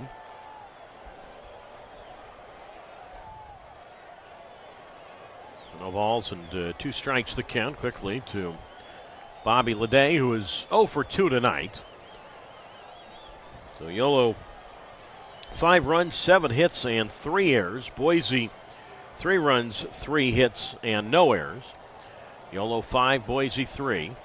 Top of the 6th, and the pitch, and Leday swing and a miss. Pitch well out of the zone, strike 3. Pitch was in the dirt, so the catcher Klemp up with the baseball. Will throw to Yonamine at first. And Leday is out, so 1 down. Top half of the 6th inning. And now it's Tanner Smith who bats. He is 1 for 2 tonight with a home run. And this might be all for Mendez as Gary Van Tol, the Boise manager, is on his way to the mound. Gary Van Tol, who grew up in Alberta, grew up south of Calgary, obviously. They say obviously. I mean, I think most people who like sports living in Canada are hockey fans. And Van Tol played some hockey in high school and thought about trying to pursue a career in that sport, but felt better off in baseball. Well, that is going to be all for Mendez. And we are going to see a new Boise pitcher. So we will step out. We are in the top half of the 6th inning with a score. Yolo 5 and Boise 3. Back to tell you about the new Hawks pitch in a moment on YouTube Live.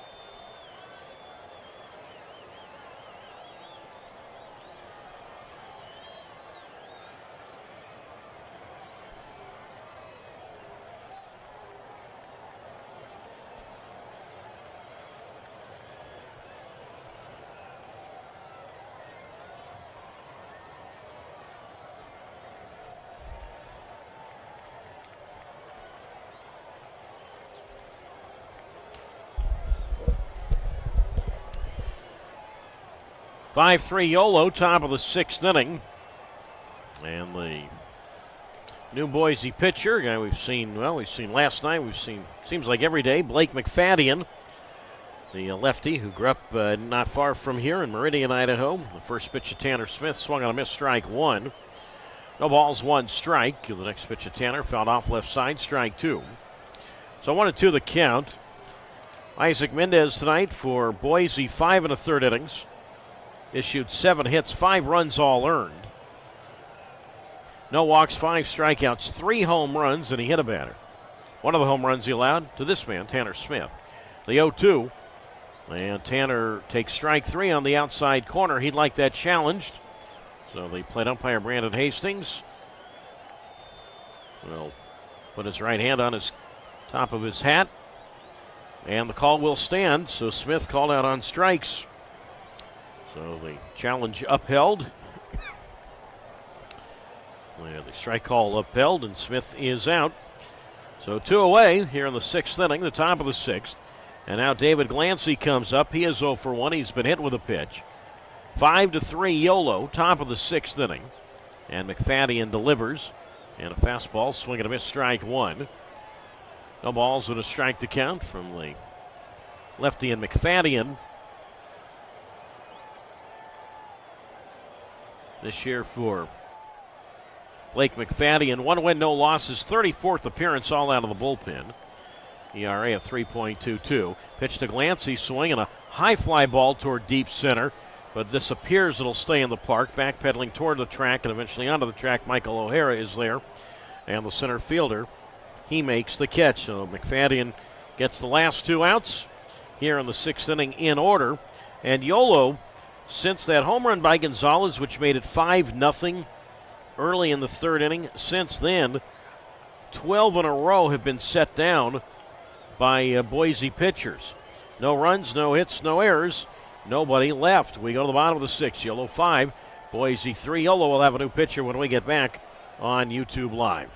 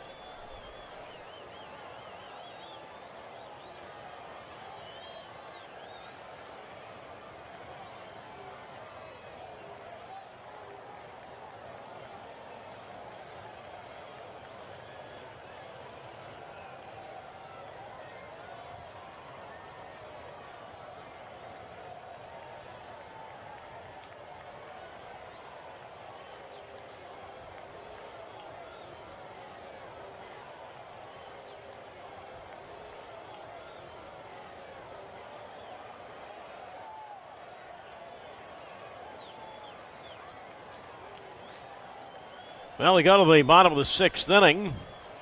Yolo 5 and Boise 3, and Ethan Bates, who we have seen in this series as a designated hitter, but now we will see him come on to do the pitching, and it's the first time in this series in which Bates has pitched. Joey Califoot leads it off.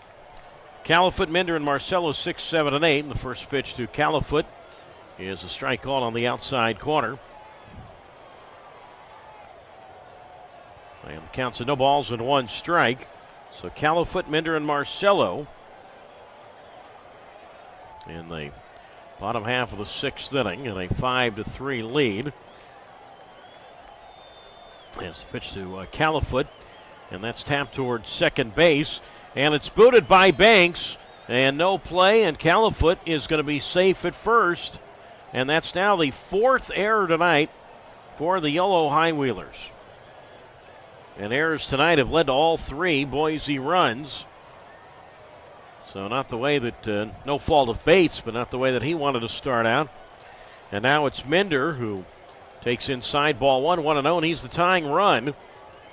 As Bates delivers and Minder takes, and that's on the outside corner, strike 1. 1 ball and 1 strike to count.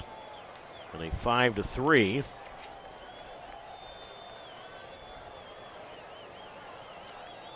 Yolo lead as the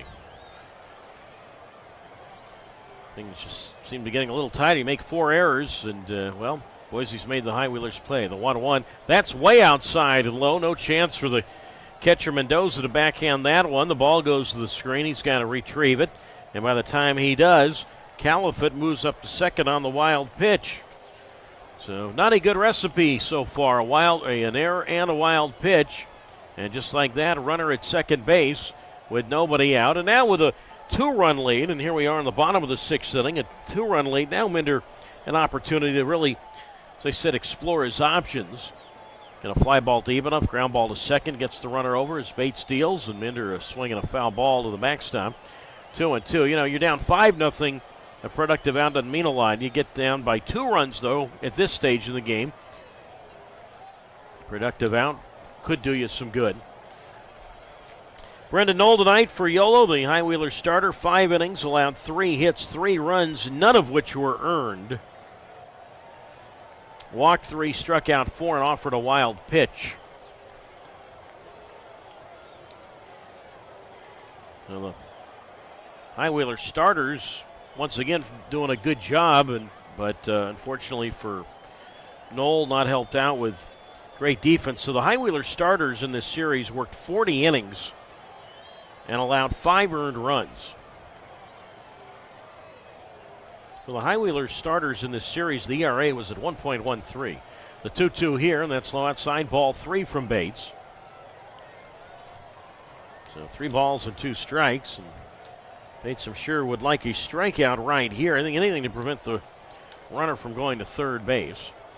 So 3 balls, 2 strikes, the count with 2 out. Caliphate at second, they on the pitch, and Minder swings and misses. Pitch on the inner half, strike 3, and he is out 1 down. That keeps Caliphate at second, and now Noah Marcello, who is 0 for 2 with a run scored. He will come up. Bates, no wins, no losses in his first pro year with Yolo. He's now his 8th appearance as a pitcher, all out of the bullpen. ERA for the Louisiana Tech alum at 1.93. So now Marcello bats with Caliphate at second and the pitch, and Marcello takes low and in from Bates, ball 1. 1 ball, no strikes. Bates, 22 years old, 6 feet, 185 pounds, out of Hot Springs, Arkansas, but most recently Louisiana Tech, as Marcello takes strike 1 on the outside corner. 1 ball, 1 strike. So Bates, here a couple of nights ago, really did his job as the designated hitter. He was 2 for 4 with 2 singles, 3 RBIs, a sac fly, and a run scored for the two-way player as he delivers, and Marcello takes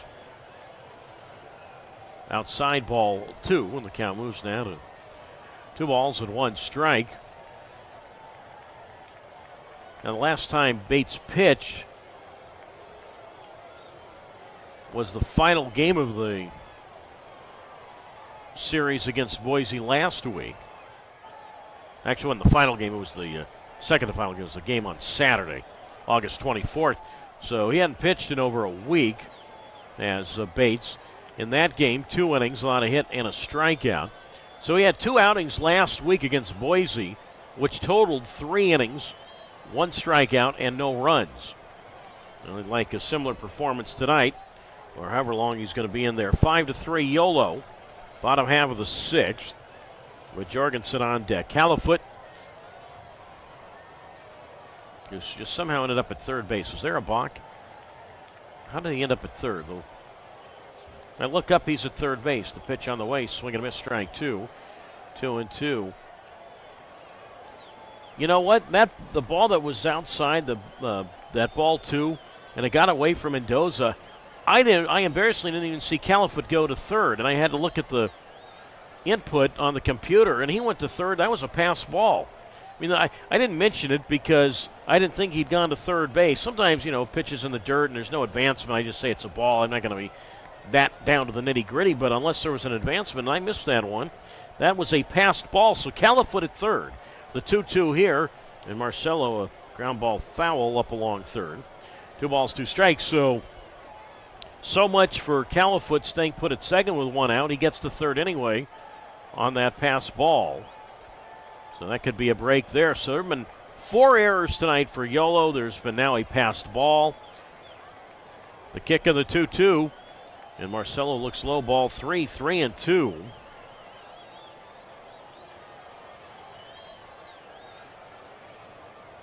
Most errors for a game this year for Yolo is 4, so that matches that dubious honor. July 27th at Oakland the last time.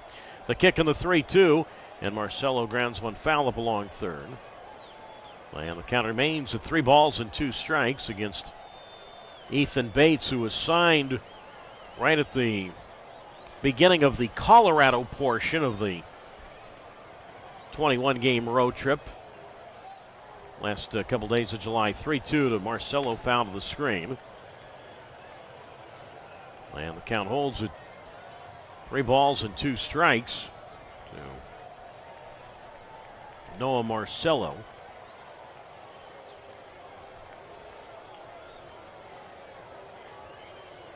Three and 2 the count. And a 5-3 Yolo lead, and the pitch, and that's swung on and foul to the screen. The count holds at 3-2. Now the infield, despite a 2-run lead, the infield is playing in here. So 3 balls and 2 strikes to Kent. And again, the payoff. And Marcelo swings and misses strike 3. Slider down and away. And Marcelo is out. So back-to-back strikeouts for Bates. Trying to work around an error, a wild pitch, and a pass ball. So 2 out, and now it's Tyler Jorgensen who bats for the 3rd time. He is 0 for 1 with a walk against the Conference USA two-way player of the year, or player of the year in general, but former college two-way player, now pro two-way player, and Ethan Bates. And the pitch on the way with the infield now back, and that's outside ball 1. And the count's at 1 ball and no strikes. Keep in mind, Jorgensen, he's the possible tying run. 5-3 Yolo, bottom of the 6th. And Jorgensen goes around to the pitch down and in. Strike 1. And the count now at 1 ball and 1 strike to Tyler Jorgensen. Bates, gray pants up to his knees, showing the thick black socks. Yolo in the gray uniforms tonight. The kick on the 1-1. And Jorgensen fouls one off left side, 1-2. Well, 1 ball, 2 strikes the count from Bates. 1-2 the count. Lead at third by Califoot. 5-3 Highwheelers, bottom of the 6th. And the 1-2 swing. And a ground ball to the right side. Gloved by Gonzalez. Underhand toss to the pitcher. Bates gets the bag just ahead of Jorgensen to complete the 6th inning. So 3-1 on the play there. No runs, no hits, 1 error, and 1 left. So Bates works around all those miscues without allowing a run in the 6th inning. We go to the 7th. It is 5-3. Yolo leading Boise on YouTube Live.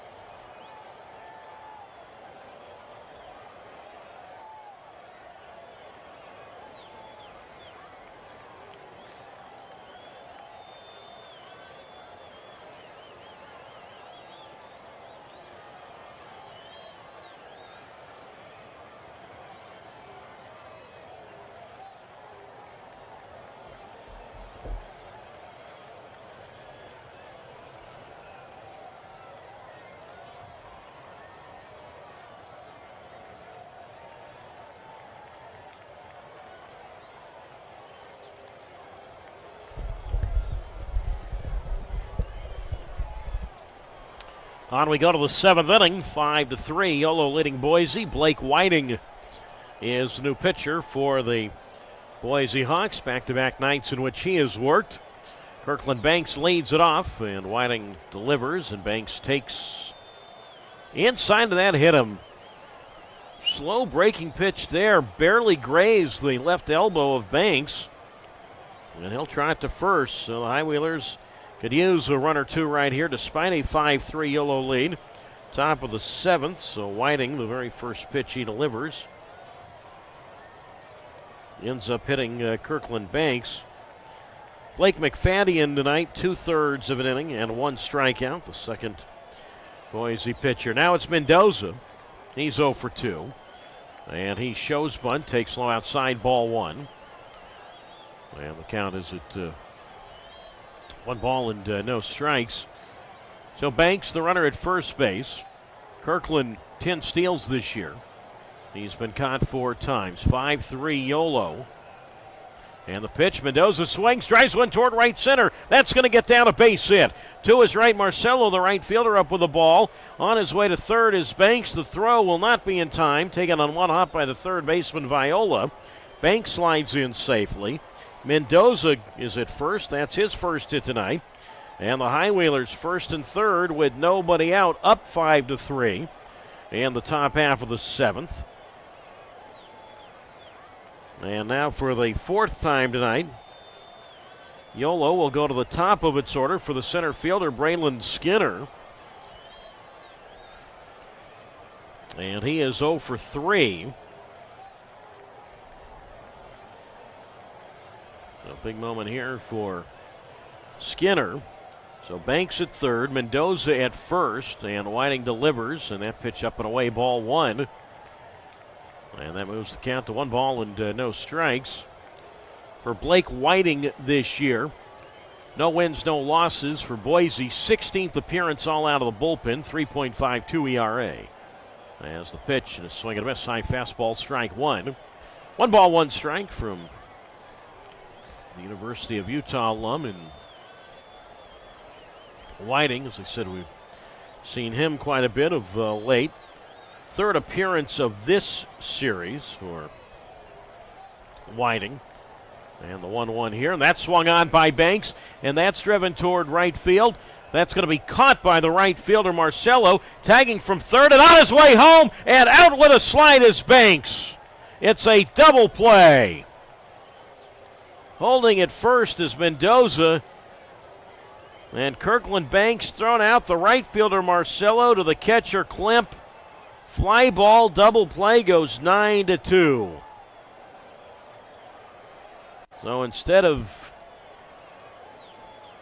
what was a moment ago, 1st and 3rd, and nobody out, 2 out and nobody on. I'm sorry, 2 out and now 1 on. And Billy Horton, he's going to come out from his third base coach's box. And he's going to discuss something with the plate umpire, Brandon Hastings.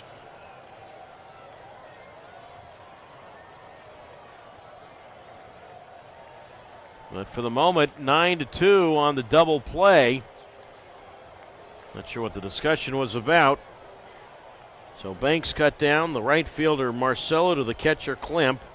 Fly ball, double play, 9-2, 2 out. Now it's Braylon Marine, 2 for 3, a single, a homer. Couple of runs scored, 5-3 Yolo leading Boise. Top of the 7th, and the pitch to Marine. And a breaking ball taken for a strike on the inside corner.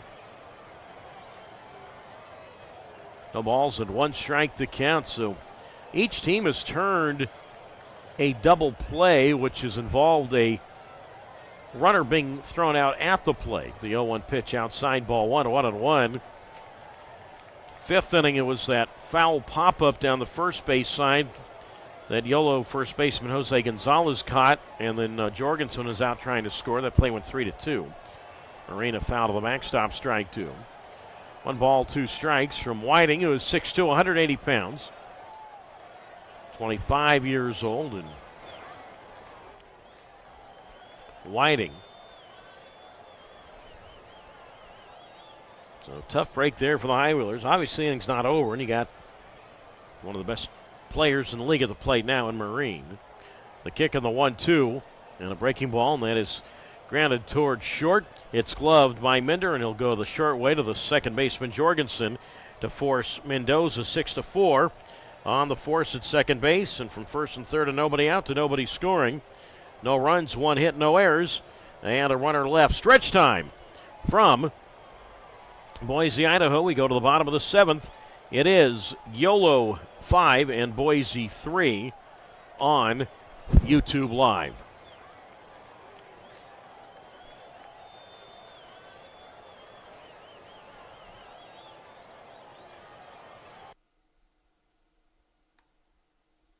Welcome to education.com, your home for expertly crafted resources to help your learners succeed.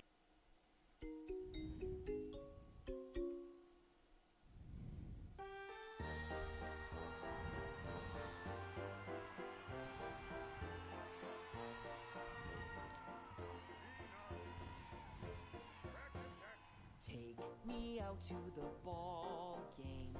Take me out with the crowd. Buy me some peanuts and Cracker Jack. I don't care if I never get back. Let me root for the home team. If they don't win, it's a shame. For it's 1, 2, 3 strikes, you're out at the old ball game.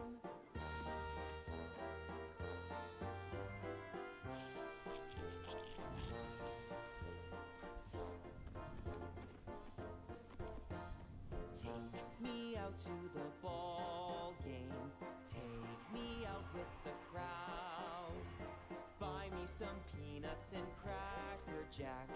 I don't care if I never get back. Let me root for the home team.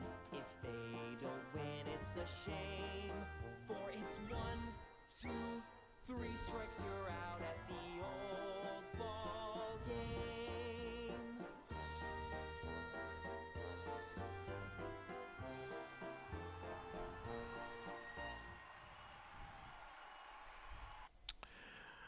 Well, stretch time from Boise, Idaho, as we go to the bottom half of the 7th inning. And the Yellow High Wheelers up 5-3, and Jack Zalaski, he will come on to do the pitching. Ethan Bates worked 1 inning tonight for Yolo. Struck out 2 and offered a wild pitch.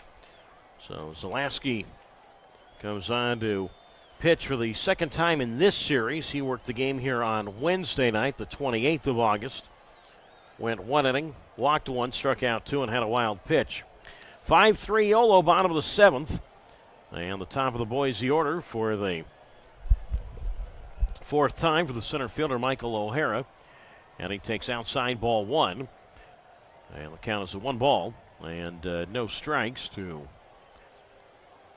O'Hara, who looks outside ball 2. So 2 balls and no strikes. Zalaski, 6 wins, 1 loss, 36th appearance, most for any High Wheeler pitcher this year, all out of the bullpen. ERA at 4.15. There's the 2-0 from the set, and that's a strike called on the outside corner, 2-1. 5-3 Yolo, bottom of the 7th, the 2-1 on the way, and O'Hara swings, and he flies this one toward right field. Back a couple of steps to make the catch is Tanner Smith, and O'Hara is out. So he hit that ball hard, but not far from where Tanner Smith was standing in right. And that is out number 1. So that prevents the tying run coming to the plate. Prevents him from coming to the plate. Now it's Mikey Yonamine, who is 1 for 3 as he digs in against Zalaski, 23 years old, 6'1", 200 pounds, out of Elk Grove and Sacramento State. The pitch to Yonamine, and that's a strike called on the inside corner. And the count's a no balls and a strike from Zalaski. Mentioned the High Wheelers in the road grays tonight. Gray shirts, gray pants. The 0-1 pitch. Swing and miss with a breaking ball 0-2. Big black letters that spell Yolo across the front of the shirt. Black number on the back of the shirt. Going with the black caps. Boise, we've seen all sorts of uniforms this series. Tonight, they're going with the Papa Frida's alternate identity as part of Hispanic Heritage Night. The 0-2, and Yonomine takes low, 1-2. That's what affiliated minor league baseball did, or it's done over the last few years. It's gone with usually a Hispanic Heritage Night or a theme night representing a particular community. And the Hawks did it when they were an affiliated ball in the Northwest League. A 1-2 to Yonomine, wasted outside ball, 2-2-2. Yolo 5, Boise 3, bottom of the 7th. So the Hawks just kept that tradition going once they became an MLB partner league team. So in Papa Frida's alternate identity tonight, so aqua blue shirts or turquoise blue shirts. Yonomine swings and rips this ball down the left field line. Base hit past the diving third baseman Blackford. Yonomine turns at first, hustles down to second, and he'll stop there with a one-out stand-up double. He's now 2 for 4. Eventually the left fielder Glancy got to the ball, got it in toward third. And now Viola comes up against Zalaski with a 5-3 Yolo lead. Bottom of the 7th. So again, Boise in the Papa Frida light blue shirts tonight, going with the white pants, big white number on the back of the shirt. Well, Viola and Zalaski meet again. Now, they met, the only game Boise won in Davis, going back a couple of Saturdays ago. These two met in the top of the 9th inning with Boise up by 2. And there were 2 out in that 9th inning with 2 strikes on Viola and a chance for, Zalewski to keep it at a 2-run deficit. And Viola took Zalewski for a 3-run homer. And I'm wondering if that's in the back of the mind of Yolo pitching coach Jerome Williams, who is out to talk to Zalewski right now to say, okay, look, I hate to put a negative thought in your head, but remember this guy. I'm sure you do. And, well, Viola, massive power. We've seen it a couple of times. Last night he homered, although by then the High Wheelers certainly had a really big lead. A solo homer Viola the other night last night didn't hurt, but he does have a team high 26 runs, 26 home runs. Yonomine is, at least for the moment, going to come out of the game. Max Young Goldberg is going to go and pinch run for Yonomine. So Young Goldberg will run at second base with 1 out. Viola is 1 for 3 tonight, a single. He's reached on an error and has scored a run, and he has the tying run. So it was once 5-0 Yolo, now 5-3 Yolo. Bottom of the 7th. And Zalaski delivers, and Viola a home run cut and a foul to the screen, strike 1. And the count is at no balls and a strike. Zalaski's allowed 4 earned runs over his last 18 innings. That's a span of 18 games, an ERA of 2 even within that span. So no balls and 1 strike the count to Viola. And Zalaski comes right back, and Viola swings and fouls this one to the backstop. So 0-2 the countdown with Young Goldberg at second. 5-3 Yolo in the 0-2. And Viola, big swing and a high pop-up foul down the first base side, out of play. And the count remains at no balls and 2 strikes. Complete darkness now in Boise on this Sunday night. Again, all the games in this series. I didn't check all the other game times Boise's had this year for home games, but all the games 7:05 Mountain Time in this set. The kick and the pitch, high chopper foul up along third. So Viola, it's 4 straight foul balls.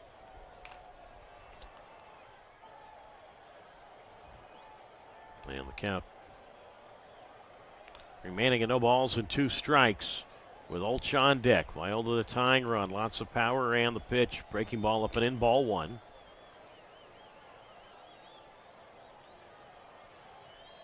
So 1 ball and 2 strikes to Viola. Young Goldberg at second.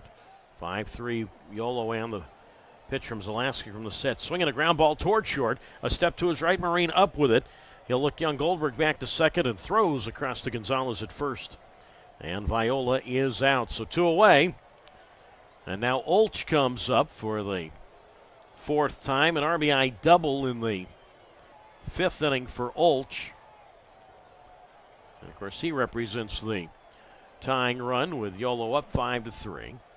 Bottom of the seventh, and Olch takes, and that's outside, ball one.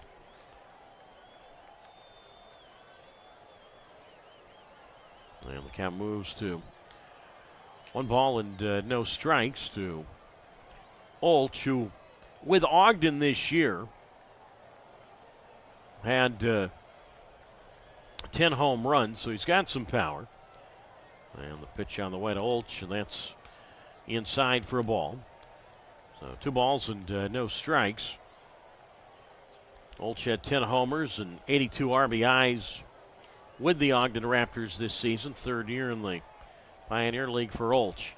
Young Goldberg at second, and the 2-0. And a home run cut and a miss. High fastball there, strike one. And the count is at 2 balls and 1 strike to Olch, who played summer league baseball not too far from Davis, about 45 minutes north. Played up in Marysville for the Yuba-Sutter Gold Sox in the Great West League back in 2018. Played at second by young Goldberg. And the pitch on the way to Olch, and that swung on. Ground ball up the middle, center field, base hit. Rounding third is young Goldberg. He will score standing up. Olch has his second run-producing hit tonight, and it's now 5-4 Yolo in the bottom of the seventh. So Zalaski loses Olch, and the High Wheelers lose a run right there in a sense, so it's now 5-4 Hawks. Second RBI for Olch, I just mentioned that. And now it's Nick Klemp, and what was once, as I said, at one time 5-0 Yolo now sees the possible go-ahead run at the plate in Klemp, who takes inside ball one, 1-0. So Olch at second base, 5-4 now High Wheelers, bottom of the seventh. And the pitch to Klemp, swing and a miss to the breaking ball, strike one. 1 ball, 1 strike. Klemp struck out looking his last time. The 1-1 here. Breaking ball. Swing and a miss. Strike two. From the right-hander and Jack Zalaski. And the count is at 1 ball and 2 strikes. Zalaski works first base side of the rubber. Tying run at first, Olch. And the 1-2 to Klemp. Swings and he pops this one up. Over toward the dugout, third base side. And foul ground, and Blackford drops the ball. It's a foul ball, but that was about as routine a pop-up as you're ever going to find. No wind here tonight. No sun right now. It's dark, and Braden Blackford dropped the baseball. And an extra life now to Nick Klemp. That is now the 5th Yolo error tonight. That is the most errors by the High Wheelers in a game. Count stays at 2 strikes, but an extra life as Klemp fouls this one at the plate. I mean, that was a routine pop-up. I mean, and Blackford just dropped him. There's no other way to describe it.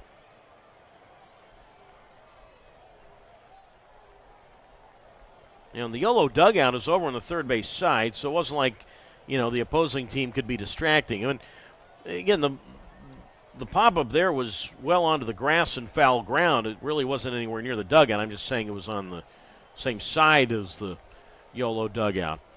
As Zalaski's 1-2, and Klemp swings at a high fly ball toward left field, and Glancy at the wall, and he's got it. Boy, that error by Blackford came within about a foot of really backfiring, and Klemp just missed right there. And the High Wheelers very lucky to still have the lead, even though Boise creeping closer now. 1 run, 2 hits. There was 1 error and a man left. We go to the 8th. Time now for some Yolo insurance runs. Yolo 5, Boise 4 on YouTube Live.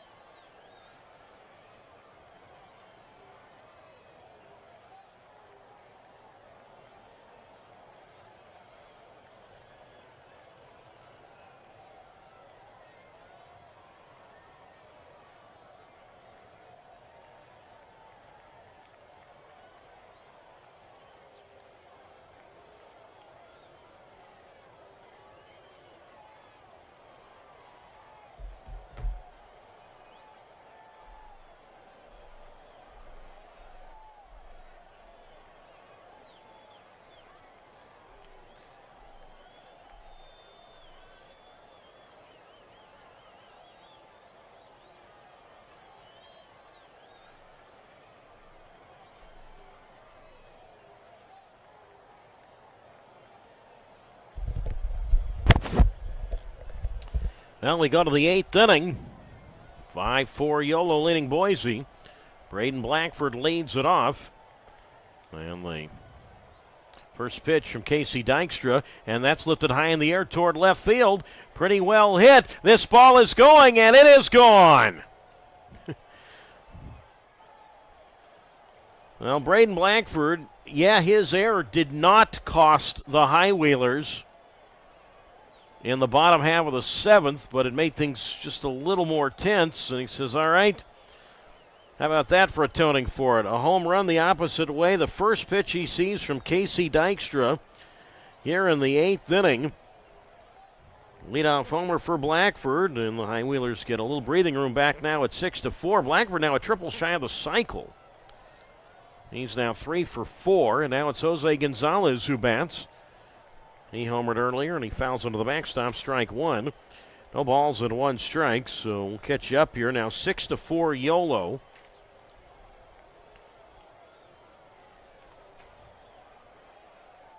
Here in the top half of the 8th inning as Gonzalez takes a strike on the outside corner. No balls and a strike. Dykstra, first appearance of this series for Casey. 6-4 Yolo now. Top half of the 8th inning. We'll get you caught up on Blackford's stats in a moment. I haven't forgotten. Gonzalez 2 for 3 RBIs, and he is hit with a pitch. The pitch bounced. The ball bounced, but looked like it hit Gonzalez in his right knee. And he'll go to first, so the 3rd time he's been on tonight. 6-4 Yolo, top of the 8th inning. This is Doug Greenwald. You're listening to the Yolo High Wheelers on YouTube Live. Home run for Blackford's his 13th. And his RBI is the 61st for Braden Blackford. Now it's Bobby Leday who's 0 for 3. And Dykstra delivers, and Leday takes, and that's a strike on the inside corner. So no balls and 1 strike. By the way, Yonamine comes right back into the ball game after young Goldberg had pinch run for him in the 7th. So just put Yonamine right back at first base. Count is at 0-1 to Bobby Leday. So 6-4 High Wheelers now in the top half of the 8th inning. 9 hits now for Yolo. So 6 runs, 9 hits, and 5 errors for the High Wheelers. Meanwhile, Boise, 4 runs, 5 hits, and no errors as Leday swings, and he taps this one toward short. And it's charged by the shortstop Minder, and his throw gets away from Yonamine. And on his way home now is Gonzalez, and he will score standing up. And Leday's going to go all the way to 3rd after hitting a ground ball to short. And it's 7-4 now, High Wheelers in the top half of the 8th inning. Well, Minder, there was no chance for a double play. The way the ball was hit, he was coming in from short, charged the ball, and his throw got well past the first baseman, Yonamine. Leday ends up all the way at 3rd. And it's now 7-4 High Wheelers. Be a throwing error on Linder.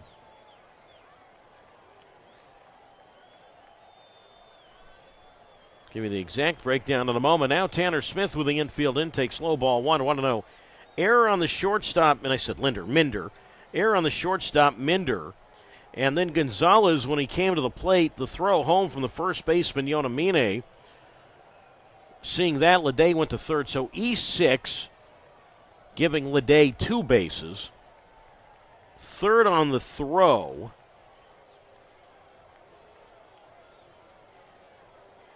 Gonzalez comes all the way around to score on the air. There's no RBI. So the High Wheelers back now to a 3-run lead. Now it's 7-4, and still a chance for more. Nobody out. The first 3 batters have reached. Smith, home run in the 2nd inning leading off. So he is 1 for 3. Infield in 7-4 Yolo, top of the 8th. It's the first error, by the way, on Boise tonight. Smith takes, and that's a strikeout on the outside corner. And the count moves to 1 ball and 2 strikes. Smith, that home run is 12th of the year. So, the way this inning's gone, I haven't really told you much about Casey Dykstra, who was one of the losing pitchers in that series in Davis last week. 1 ball, 2 strikes. And the pitch to Tanner, swing and a foul at the plate. The count holds it 1 ball and 2 strikes. The record for Dykstra is 1-2, 33rd game all out of the bullpen, ERA at 2.57. He has a team high in saves with 7 for Dykstra, who we certainly have talked about the fact of his uncle Lenny Dykstra, former Met and Philly outfielder in the mid to late 1980s and early 1990s. Outfield medium depth and straightaway. And Dykstra from the set. Kicks and the pitch, and Smith takes its way outside, ball 2. 2-2 from Dykstra, who sort of built like his uncle, kind of short and stocky. 5'11", 205 pounds.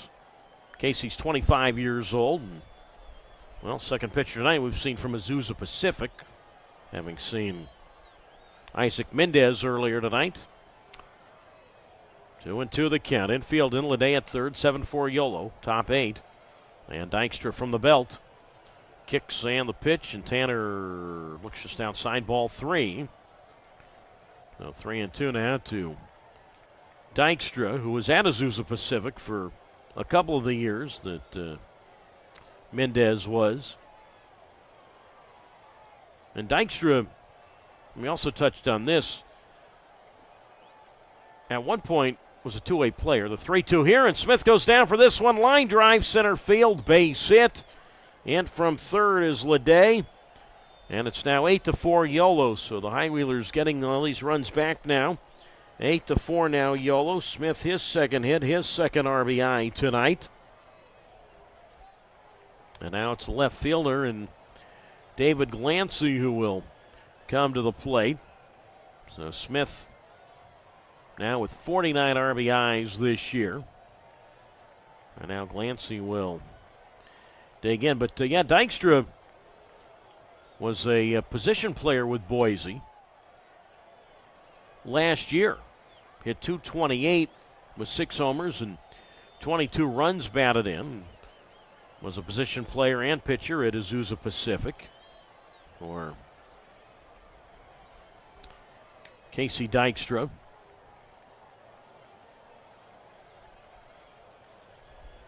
But Dykstra was much like his uncle, an outfielder. Played a lot of center, played some right.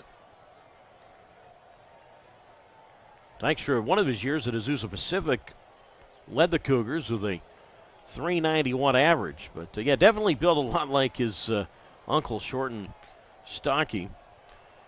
And Lenny Dykstra, that guy was pretty built. Doesn't look like a fire hydrant. I mean, just kind of real short, stocky, played hard. So now Glancy bats 0 for 2. He was hit with a pitch. And the first pitch to Glancy, foul to the screen, strike 1.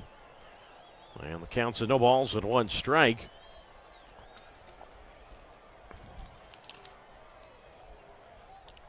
Dykstra's had, obviously Lenny had a long big league career. Casey now in the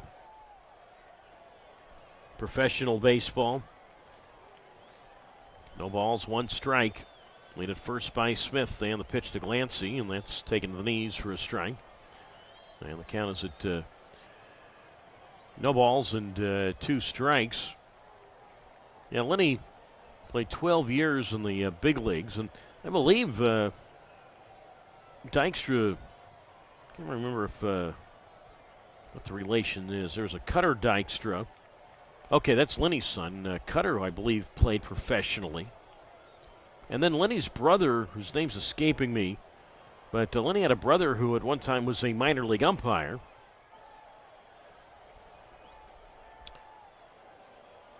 Eight to 4 Yolo, top of the 8th inning. Smith leads at first. Still nobody out. The 1-2 to Glancy. And he takes a big swing and he pops this one up. Shallow right. Out goes the second baseman Jorgensen. And he is there to make the catch. That's the first down here in the top of the 8th inning. Yolo 8 and Boise 4. And now the second baseman, Kirkland Banks, will come to the plate. I'm looking it up right now. Cutter Dykstra played a long time in the Nationals and Brewers systems. Never got to the big leagues.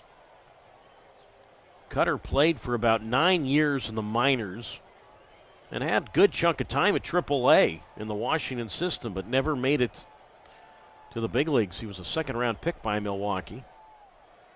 It was Cutter. So Dykstra's had a few people in the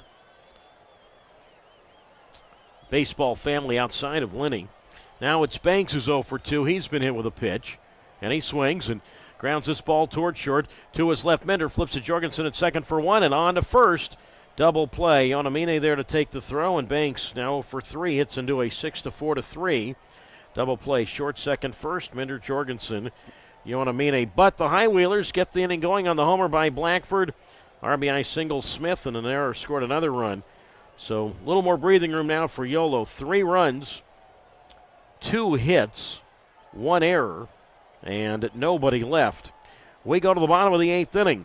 It's now Yolo 8 and Boise 4 on YouTube Live.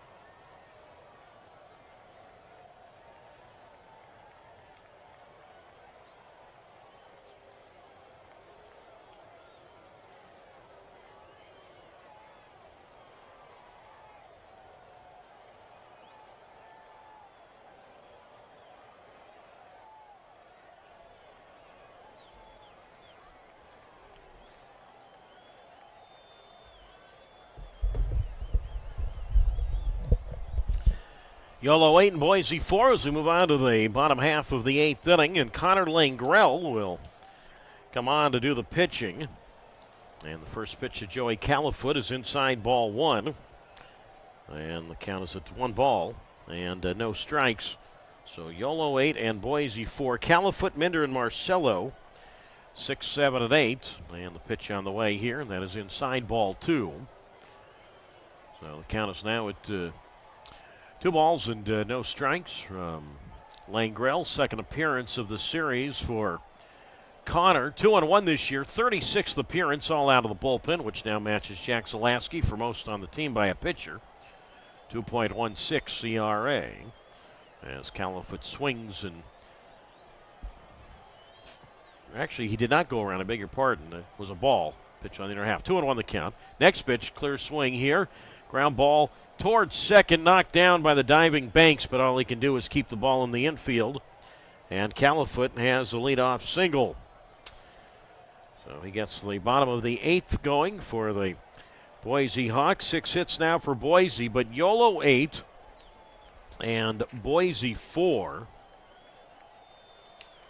Jack Zalaski tonight worked 1 inning, gave up 2 hits, 1 run earned, no walks, and no strikeouts. So Langrell, he is the fourth pitcher tonight for the High Wheelers.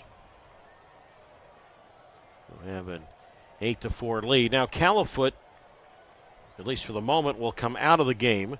And Tyner Hughes, who we've seen a lot in this series, he will pinch run at first base for Califoot.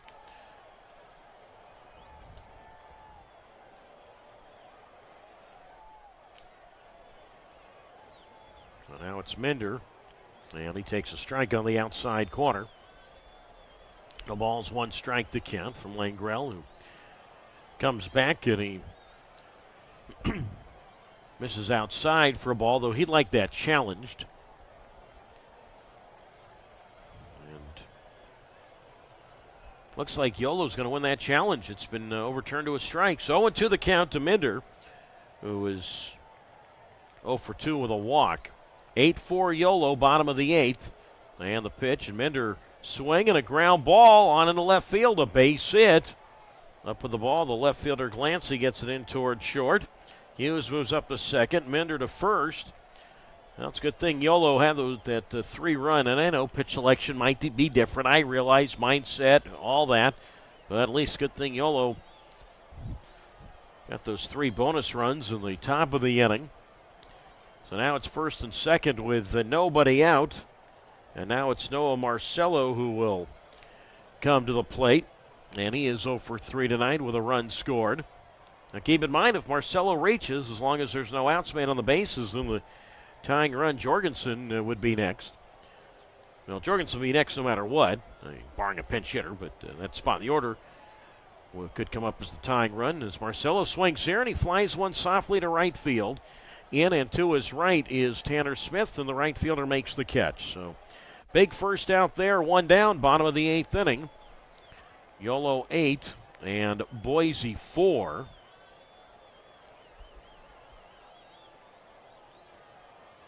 And now it's Tyler Jorgensen who bats.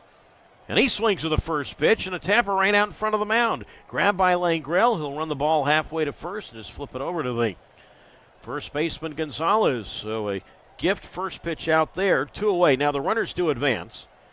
So Hughes goes to third. Minder up to second. Jorgensen, he is now for 3. I think the High Wheelers, certainly with a 4-run lead, with 2 out in the bottom of the 8th inning, gladly allowed the 2 runners to advance in exchange for the out. Now for the 5th time tonight, Boise will go to the top of its order for the center fielder, Michael O'Hara. He is 0-for-3 with a walk and a run scored. Langrell has obviously pitched very well this season. 6'4", 230 pounds, 22 years old. And Langrell, who delivers to O'Hara, and he takes a breaking ball for a strike on the inside corner. No balls and 1 strike. Langrell, in his last 16 games, a total of 16 shutout innings with 22 strikeouts. Delivers, and O'Hara swing and a miss. Curve on the dirt, strike 2. So the count's now at no balls and 2 strikes from Connor Langrell, who features a 4 and a 2-seam fastball, a cutter, a curveball, and a changeup. So Hughes is at third. Minder is at second base. Yolo 8, Boise 4. High Wheelers trying to take 5 out of 6 in this, not only this series, but of course following up last week, taking 5 of 6. As O'Hara goes down for that one and fouls it to the backstop. And the count remains at no balls and 2 strikes. If Yolo can win tonight, right now, bottom of the 8th, 2-on-2 out. Yolo 8, Boise 4. But if Yolo can win tonight, it'll be 3 straight series in which they have won 5 out of 6. That is tough to do. Runners at second and third. And the 0-2. Big breaking ball. And O'Hara swings. And he flies this one toward right center. And on the run to his right to make the catch is Tanner Smith. We had Smith to his right. And then the center fielder, Skinner, to his left. And it was the right fielder in Tanner Smith hauling that one in. And Connor Langrell works around first and second and nobody out, and does not allow a run. No runs, 2 hits, no errors, 2 left. We go to the 9th. Yolo 8, Boise 4 on YouTube Live.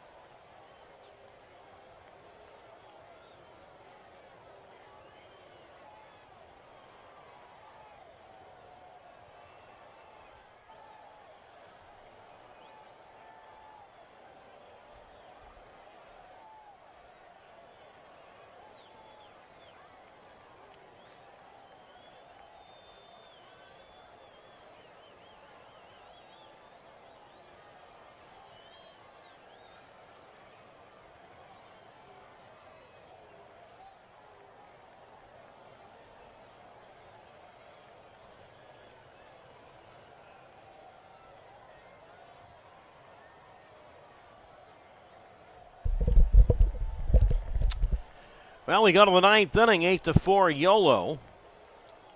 And the new pitcher for the Boise Hawks. And we have seen in this series, and before that, even last week, Michael Esposito. And instead of Angel Mendoza, we're going to see a pinch hitter. Alejandro Figueiredo is going to bat for Mendoza to get the top half of the 9th going for Yolo. So it'll be Figueiredo, the pinch hitter, and then the top of the Yolo order for the center fielder, Skinner, then Marine. 9-1-2 on Esposito's first pitch is low inside, ball 1. And the count is at 1 ball and no strikes. Tyner Hughes after pinch running for Joey Califit. Last inning, Hughes, he will stay in the game and put him in left field. So 1 ball and no strikes the count. To Figueiredo, who swings at a high fly ball, deep left center field, way back, and this ball is gone. A pinch hit home run to open the 9th inning for Alejandro Figueiredo, and it is now right back to that 5-run lead for Yolo, now 9-4 High Wheelers here in the top half of the 9th inning. So Billy Horton pushing the right button right there, the Yolo manager sends Figueiredo up, and he puts one up and away for a home run for Alejandro Figueiredo. That's his 4th home run as a member of Yolo, 25th home run this year. Overall, his 7th home run this season. Remember, he began the year with Billings and had 3 home runs for the Mustangs. So now 9-4 Yolo, and now for the 5th time tonight, Yolo will go to the top of its order for the center fielder, Braylon Skinner. And he looks at a strike on the outside corner, 0-1. And Esposito right back to the plate, misses inside for a ball.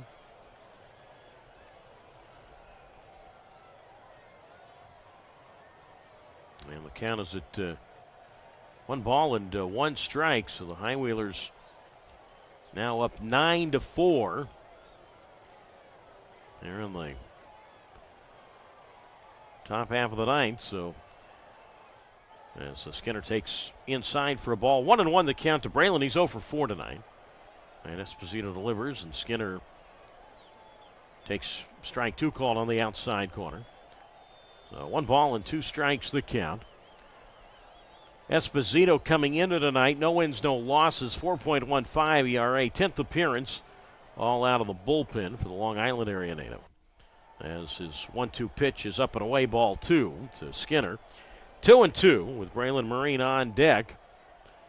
The windup and the pitch, and Skinner a swing and a missed strike 3 as the bat goes flying toward the backstop, and he is out now 0 for 5. So Skinner 4 hits last night, but 0 for 5 tonight. 1 down for strikeout for Esposito. By the way, the High Wheelers tonight with 5 home runs. Smith, Marine, Gonzalez, Blackford, and Figueredo. Now Marine comes up, and Braylon takes, and that's a strike on the outside corner.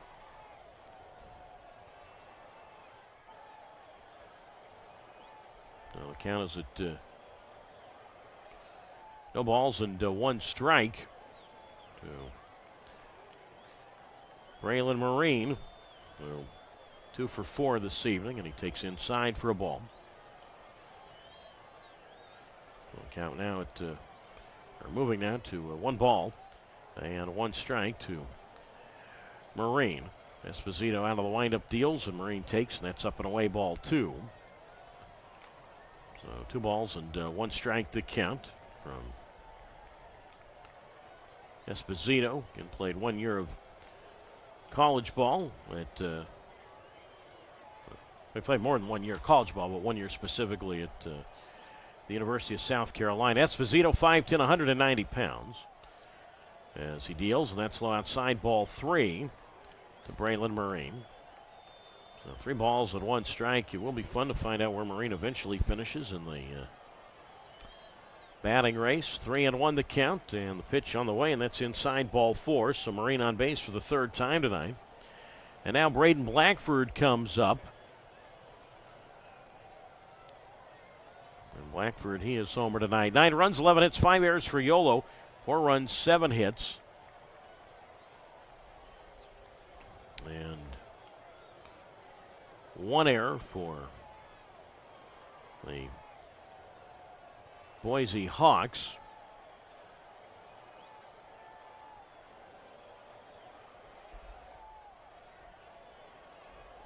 So now Blackford, by the way, is a triple shy of the cycle. And he takes outside, ball 1, 1-0. 9-4 Yolo, top of the 9th. Blackford 3 for 4. And the pitch, and Braden a foul to the screen, strike 1. So 1 ball and 1 strike. Let's see, Blackford does have 1 triple this year. So maybe he'll have 1 here tonight. That would certainly cap things. Viola, even at with the bag at 3rd, but well off the line. 1 ball, 1 strike the count. And the pitch, and Blackford takes, and that's up and in, ball 2. 2 balls and 1 strike the count. Well, we've yet to see a High Wheeler with an inside the park home run this year. I'm sorry, we've yet to see a High Wheeler with a cycle this year. We did see an inside the park homer. That was Braylon Marine back in June as Blackford swings and misses, strike 1. 2 balls and 1 strike. But yeah, we haven't seen a High Wheeler with a cycle. So, as I said, Blackford has that opportunity right here. 9-4 Yolo. Top half of the 9th inning. So again, Yolo was up at 1.5-0, then 5-4. Now back to that 5-run lead as Blackford takes, and that's inside for a ball. And the count moves now to 2 balls and 2 strikes.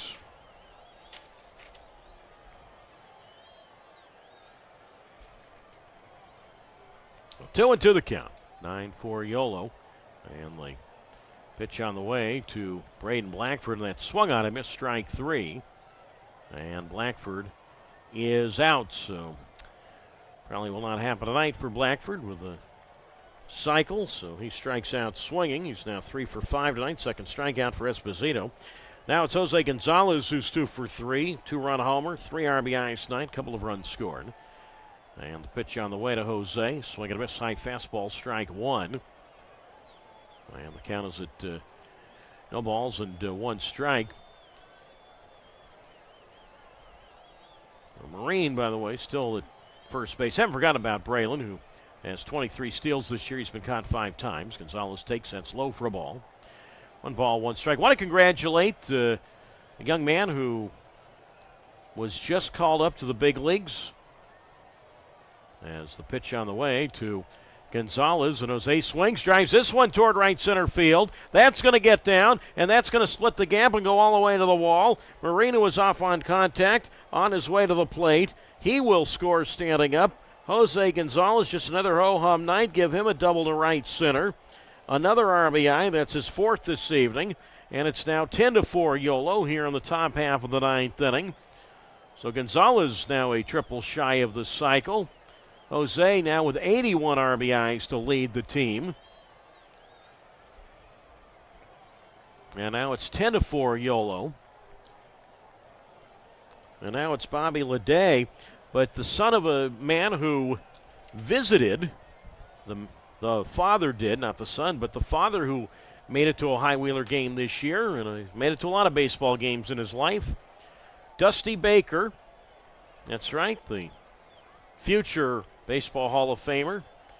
His son Darren, that's right, the former Little Giant bat boy, his son Darren made it to the major leagues. The Washington Nationals called him up yesterday, got in the game today, and got a base hit in his first major league at bat. What an amazing story, what an amazing family, and Dusty Baker can now officially add his son to the father-son major league player combination. Congratulations to the Baker family, and of course many of you know Dusty lives in the Sacramento area, and it was great to have him at a High Wheeler game earlier this season, and here's to many, many more hits in the big leagues for Darren Baker. That's going to be it for Esposito. Pitching change, top half of the 9th inning, the score, Yolo 10 and Boise 4. Back to tell you about the new Boise pitcher in a moment on YouTube Live.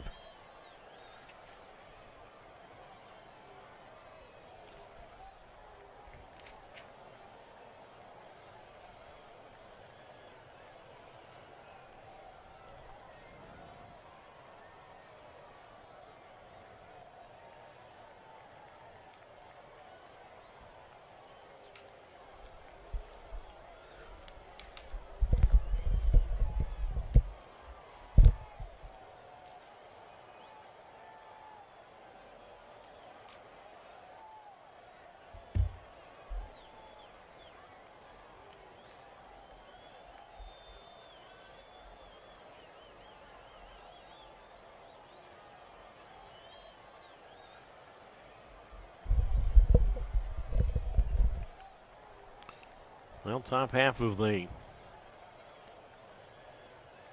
9th inning, Cameron Dayton is the new pitcher, and Bobby Leday takes the first pitch from Dayton, low ball 1, and the count is at 1 ball, and at no strikes from Dayton. 1 win, no losses, 27th appearance all out of the bullpen, ERA at 4.6. Gonzalez leads at second base, 10-4 Yolo. Top half of the 9th inning, Leday 0 for 4. He's reached on an error and has scored, and he takes outside for a ball. I believe the count is at 2 balls and no strikes from Dayton, who we saw here 2 nights ago for 2 1/3 innings out of the bullpen. Dayton, second appearance of this series. So 2 balls and no strikes the count to Leday with Smith on deck. And Dayton delivers, and the Seattle U alum, who grew up in Round Rock, Texas, misses outside 3-0. Casey Dykstra tonight worked 1 inning, allowed 2 hits, 3 runs, 2 earned. No walks, no strikeouts, a homer, and a hit by pitch. 3-0 the count. And the pitch on the way, and Leday takes, and that's low and in, ball 4. So he draws a 2-out walk. He's on base safely for the first time tonight. So 8 of the 9 High Wheelers have reached base safely tonight. The only one who hasn't is Skinner. And now it's Tanner Smith, who's 2 for 4. I want to correct one thing about Dykstra. When he was pitching last inning, I said it was the first time he had pitched in this series, meaning the games in Boise, That is not true. He pitched in the game here on Tuesday. So now it's Smith, who's 2 for 4. A home run, a single, a couple of RBIs. And he takes low and in, ball 1 from Dayton. 1 ball and no strikes the count.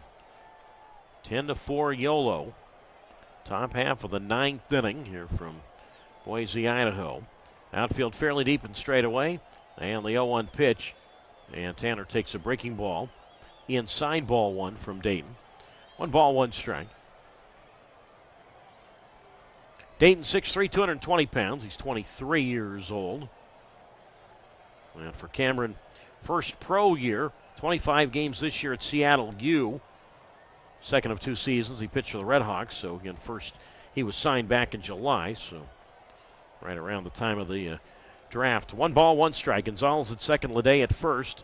And the pitch. And that is swung on and grounded toward first base. The ball is gloved by Yonamine. And he will take the ball to the bag for the unassisted out to get Smith. So 3 unassisted there. But Yolo, the pinch hit home run by Figueiredo to get the inning going, and then later the RBI double by Gonzalez. So 2 more runs for the High Wheelers on 2 hits. There were no errors, and 2 left. Last chance for Boise. We go to the bottom of the 9th inning. Yolo 10 and Boise 4 on YouTube Live.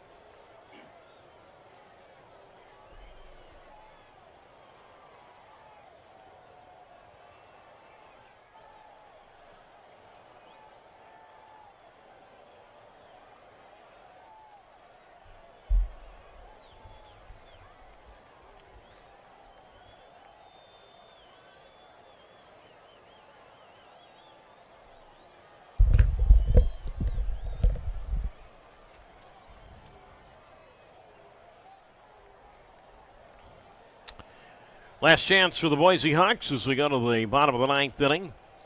Yolo 10 and Boise 4. 10 runs, 12 hits, 5 errors for Yolo. 4 runs, 7 hits, 1 error for Boise. And Ty Buckner, who we normally see in a save situation, but he comes on to do the pitching with a 6-run lead here in the bottom of the 9th inning. And the first pitch to Mikey Yonamine is taken inside ball 1. 1-0. It's Yonamine, Viola, and Ulch. So 2, 3, and 4. Yonamine 2 for 4 tonight as he takes strike 1 on the inside corner. So 1 ball and a 1 strike to count from Ty Buckner. So 10-4 Yolo here in the bottom half of the 9th inning. The High Wheelers chance, certainly a good chance, up by 6 runs in the bottom of the 9th to take 5 of 6 from Boise here after taking 5 of 6 from Boise in Davis last week. As they pitch to Yamamine, swing and a miss, strike 2. 1 ball, 2 strikes. So 1-2 the count to Yonamine. And Buckner working quickly deals, and Yonamine swings and misses strike 3. And he is out, 1 down. Second time he has struck out tonight. First strikeout for Buckner. So just like that, 1 away, and now Troy Viola will come to the plate with Yolo up 10-4 in the bottom of the 9th. Viola 1 for 4 this evening. Single and a run scored, and the first pitch to Troy, foul to the backstop, strike 1, 0-1. And Buckner right back delivers, and that's strike 2 called. So very quickly 0-2 from Buckner. 11 saves this year, second most in the Pioneer League, one back of Dutch Landis of Northern Colorado as the 0-2 pitch up and in, ball 1.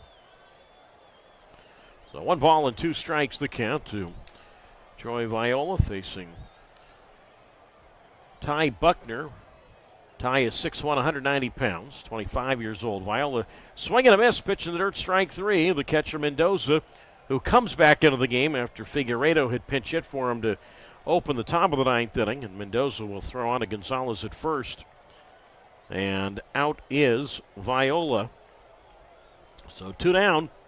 Viola strikes out swinging. Put out goes 2-3. Catcher Mendoza to the first baseman Gonzalez. And now the last hope for Boise with Yolo up 10-4 in the bottom of the 9th inning is Nick Olch. And Buckner deals, and Olch takes low and in, ball 1. 1 ball, no strikes. Buckner, 1 win, 1 loss, 29th game all out of the bullpen, ERA of 3.72.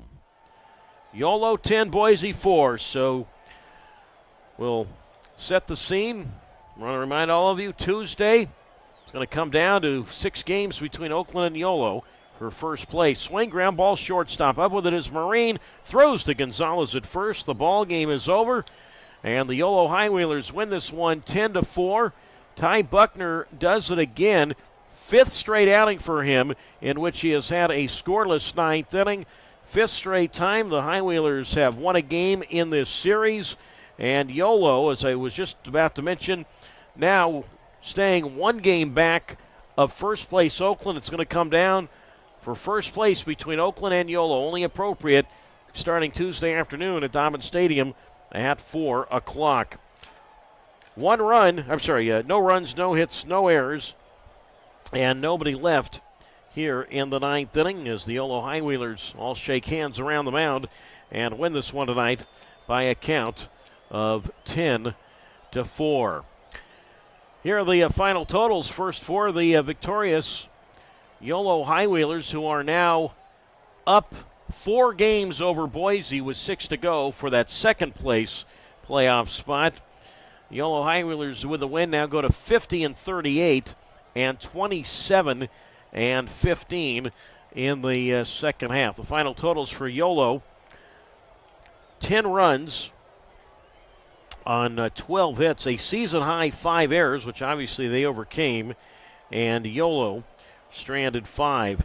For the Boise Hawks, who are pretty much now on life support for the playoffs, and the Hawks dropped to 48-42 overall and 24-18 in the, 23-19 now in the second half for Boise. The Hawks 4 runs, 7 hits, 1 error. And Boise ends up leaving, let's see here, 3, 4, 5, 6, 7, 9. So 4 runs, 7 hits, 1 error, and 9 left. The winning pitcher tonight for the Yolo High Wheelers was Brendan Knoll, the Yolo starter. He is now 2-3. And the loss to Boise's Isaac Mendez, and he drops to 6-2.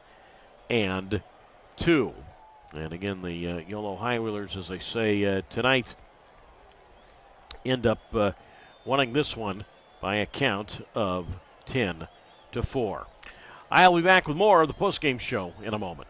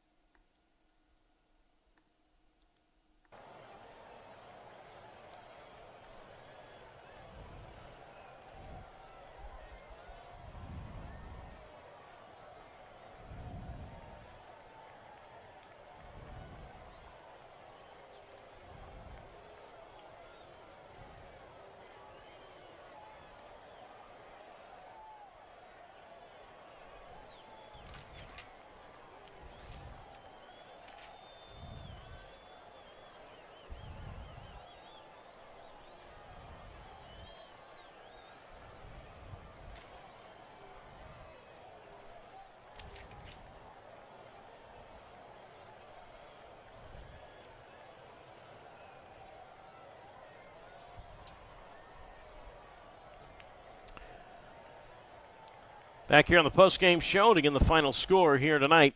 Yolo 10 and Boise 4. By the way, time of tonight's game, 2 hours and 56 minutes.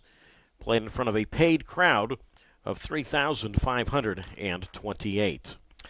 The final pitching lines for Yolo's Brendan Knoll, 5 innings, 3 hits, 3 runs, none earned, 3 walks, 4 strikeouts, and a wild pitch. Ethan Bates, 1 inning, 2 strikeouts, and a wild pitch. Jack Zalaski, 1 inning, 2 hits, 1 run earned, no walks, no strikeouts. Connor Langrell, 1 inning, 2 hits, and all zeros. And Ty Buckner, 1 perfect inning and a couple of strikeouts. Yolo pitchers tonight combined to strike out 8. For Boise, Isaac Mendez, 5 1/3 innings, 7 hits, 5 runs, all earned. No walks, 5 strikeouts, 3 homers allowed, and a hit batter. Blake McFadden, 2/3 of an inning and a strikeout. Let's see here. Blake Whiting, 1 inning, 1 hit, and a hit by pitch. Casey Dykstra, 1 inning, 2 hits, 3 runs, 2 earned. No walks, no strikeouts, a homer, and a hit batter. Michael Esposito, 2/3 of an inning, 2 hits, 2 runs, 2 runs both earned, a walk, 2 strikeouts, and a home run. Cameron Dayton, 1/3 of an inning, and 1 walk. And again, Yolo winning 10-4. So the High Wheelers, 3 straight series, now take 5 out of 6. Yolo has won 16 out of its last 19 games. And even when you know you're going well when you commit 5 errors in a game, the most the High Wheelers have committed ever in a game, but still able to win it. Yolo scored a run in the first. Braylon Marine a single to center. The shortstop, that is. Third baseman Braden Blackford a single to center, and first baseman Jose Gonzalez an RBI single. Yolo added another run in the second. Tanner Smith, his 12th home run of the year. 3 more in the third for Yolo. Braylon Marine led off that inning with a home run, his 9th this season. And then Braden Blackford double, and then after that, Gonzalez ended up with a 2-run homer. So for Jose Gonzalez now a team best 19 home runs. And Yolo, even though things got a little dicey late, Boise was able to cut to the 5-4 and 5 errors and all that, but Yolo able to push back the Hawks when Yolo added 3 more runs in the 8th inning. Braden Blackford a home run leading off the 8th, his 13th of the year. And then in the 9th, that was part of a 3-run rally. Tanner Smith also had an RBI single in that inning, and Error also scored a run. Tanner, by the way, now with 49 RBIs this year. Braden Blackford, 3 for 5, a triple shy of the cycle. But Blackford mentioned a home run for him, his 13th of the year, a 61st run batted in. In the 9th, Yolo added 2 more runs. Alejandro Figueiredo, a pinch hit home run, his 7th overall this year between Boise and Yolo. And I'm sorry, between Billings and Yolo. As a member of the High Wheelers, RBI for Alejandro Figueiredo was his 25th. And then the High Wheelers added another run to the 9th. Braylon Marine drew a 2-out walk, and then Jose Gonzalez an RBI double. Both Blackford and Gonzalez each finished a triple shy of the cycle. Gonzalez had 4 RBIs tonight, giving him now a team high this year with 81 runs batted in. And Yolo, as I said, able to win this one here this evening by a count of 10-4. So the Yolo High Wheelers now a 4-game lead over the Boise Hawks with 6 to go to clinch that second place spot. So Yolo, it is possible, could clinch a playoff spot on Tuesday at home. That's a 4 o'clock first pitch against Oakland. A Yolo win and a Boise loss on Tuesday would, well, let's see, that would put Yolo up with 5 to go, and I think that would give them enough in the overall standings to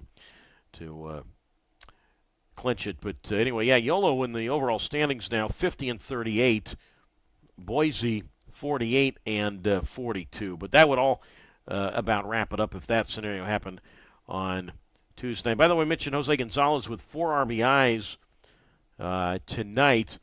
That matches a season high for him. It's his 4th time this year in which he's had 4 RBIs. 8 out of the 9 High Wheelers reached base tonight. Brendan Knoll enough to get by tonight with the win, and Yolo wins it 10-4.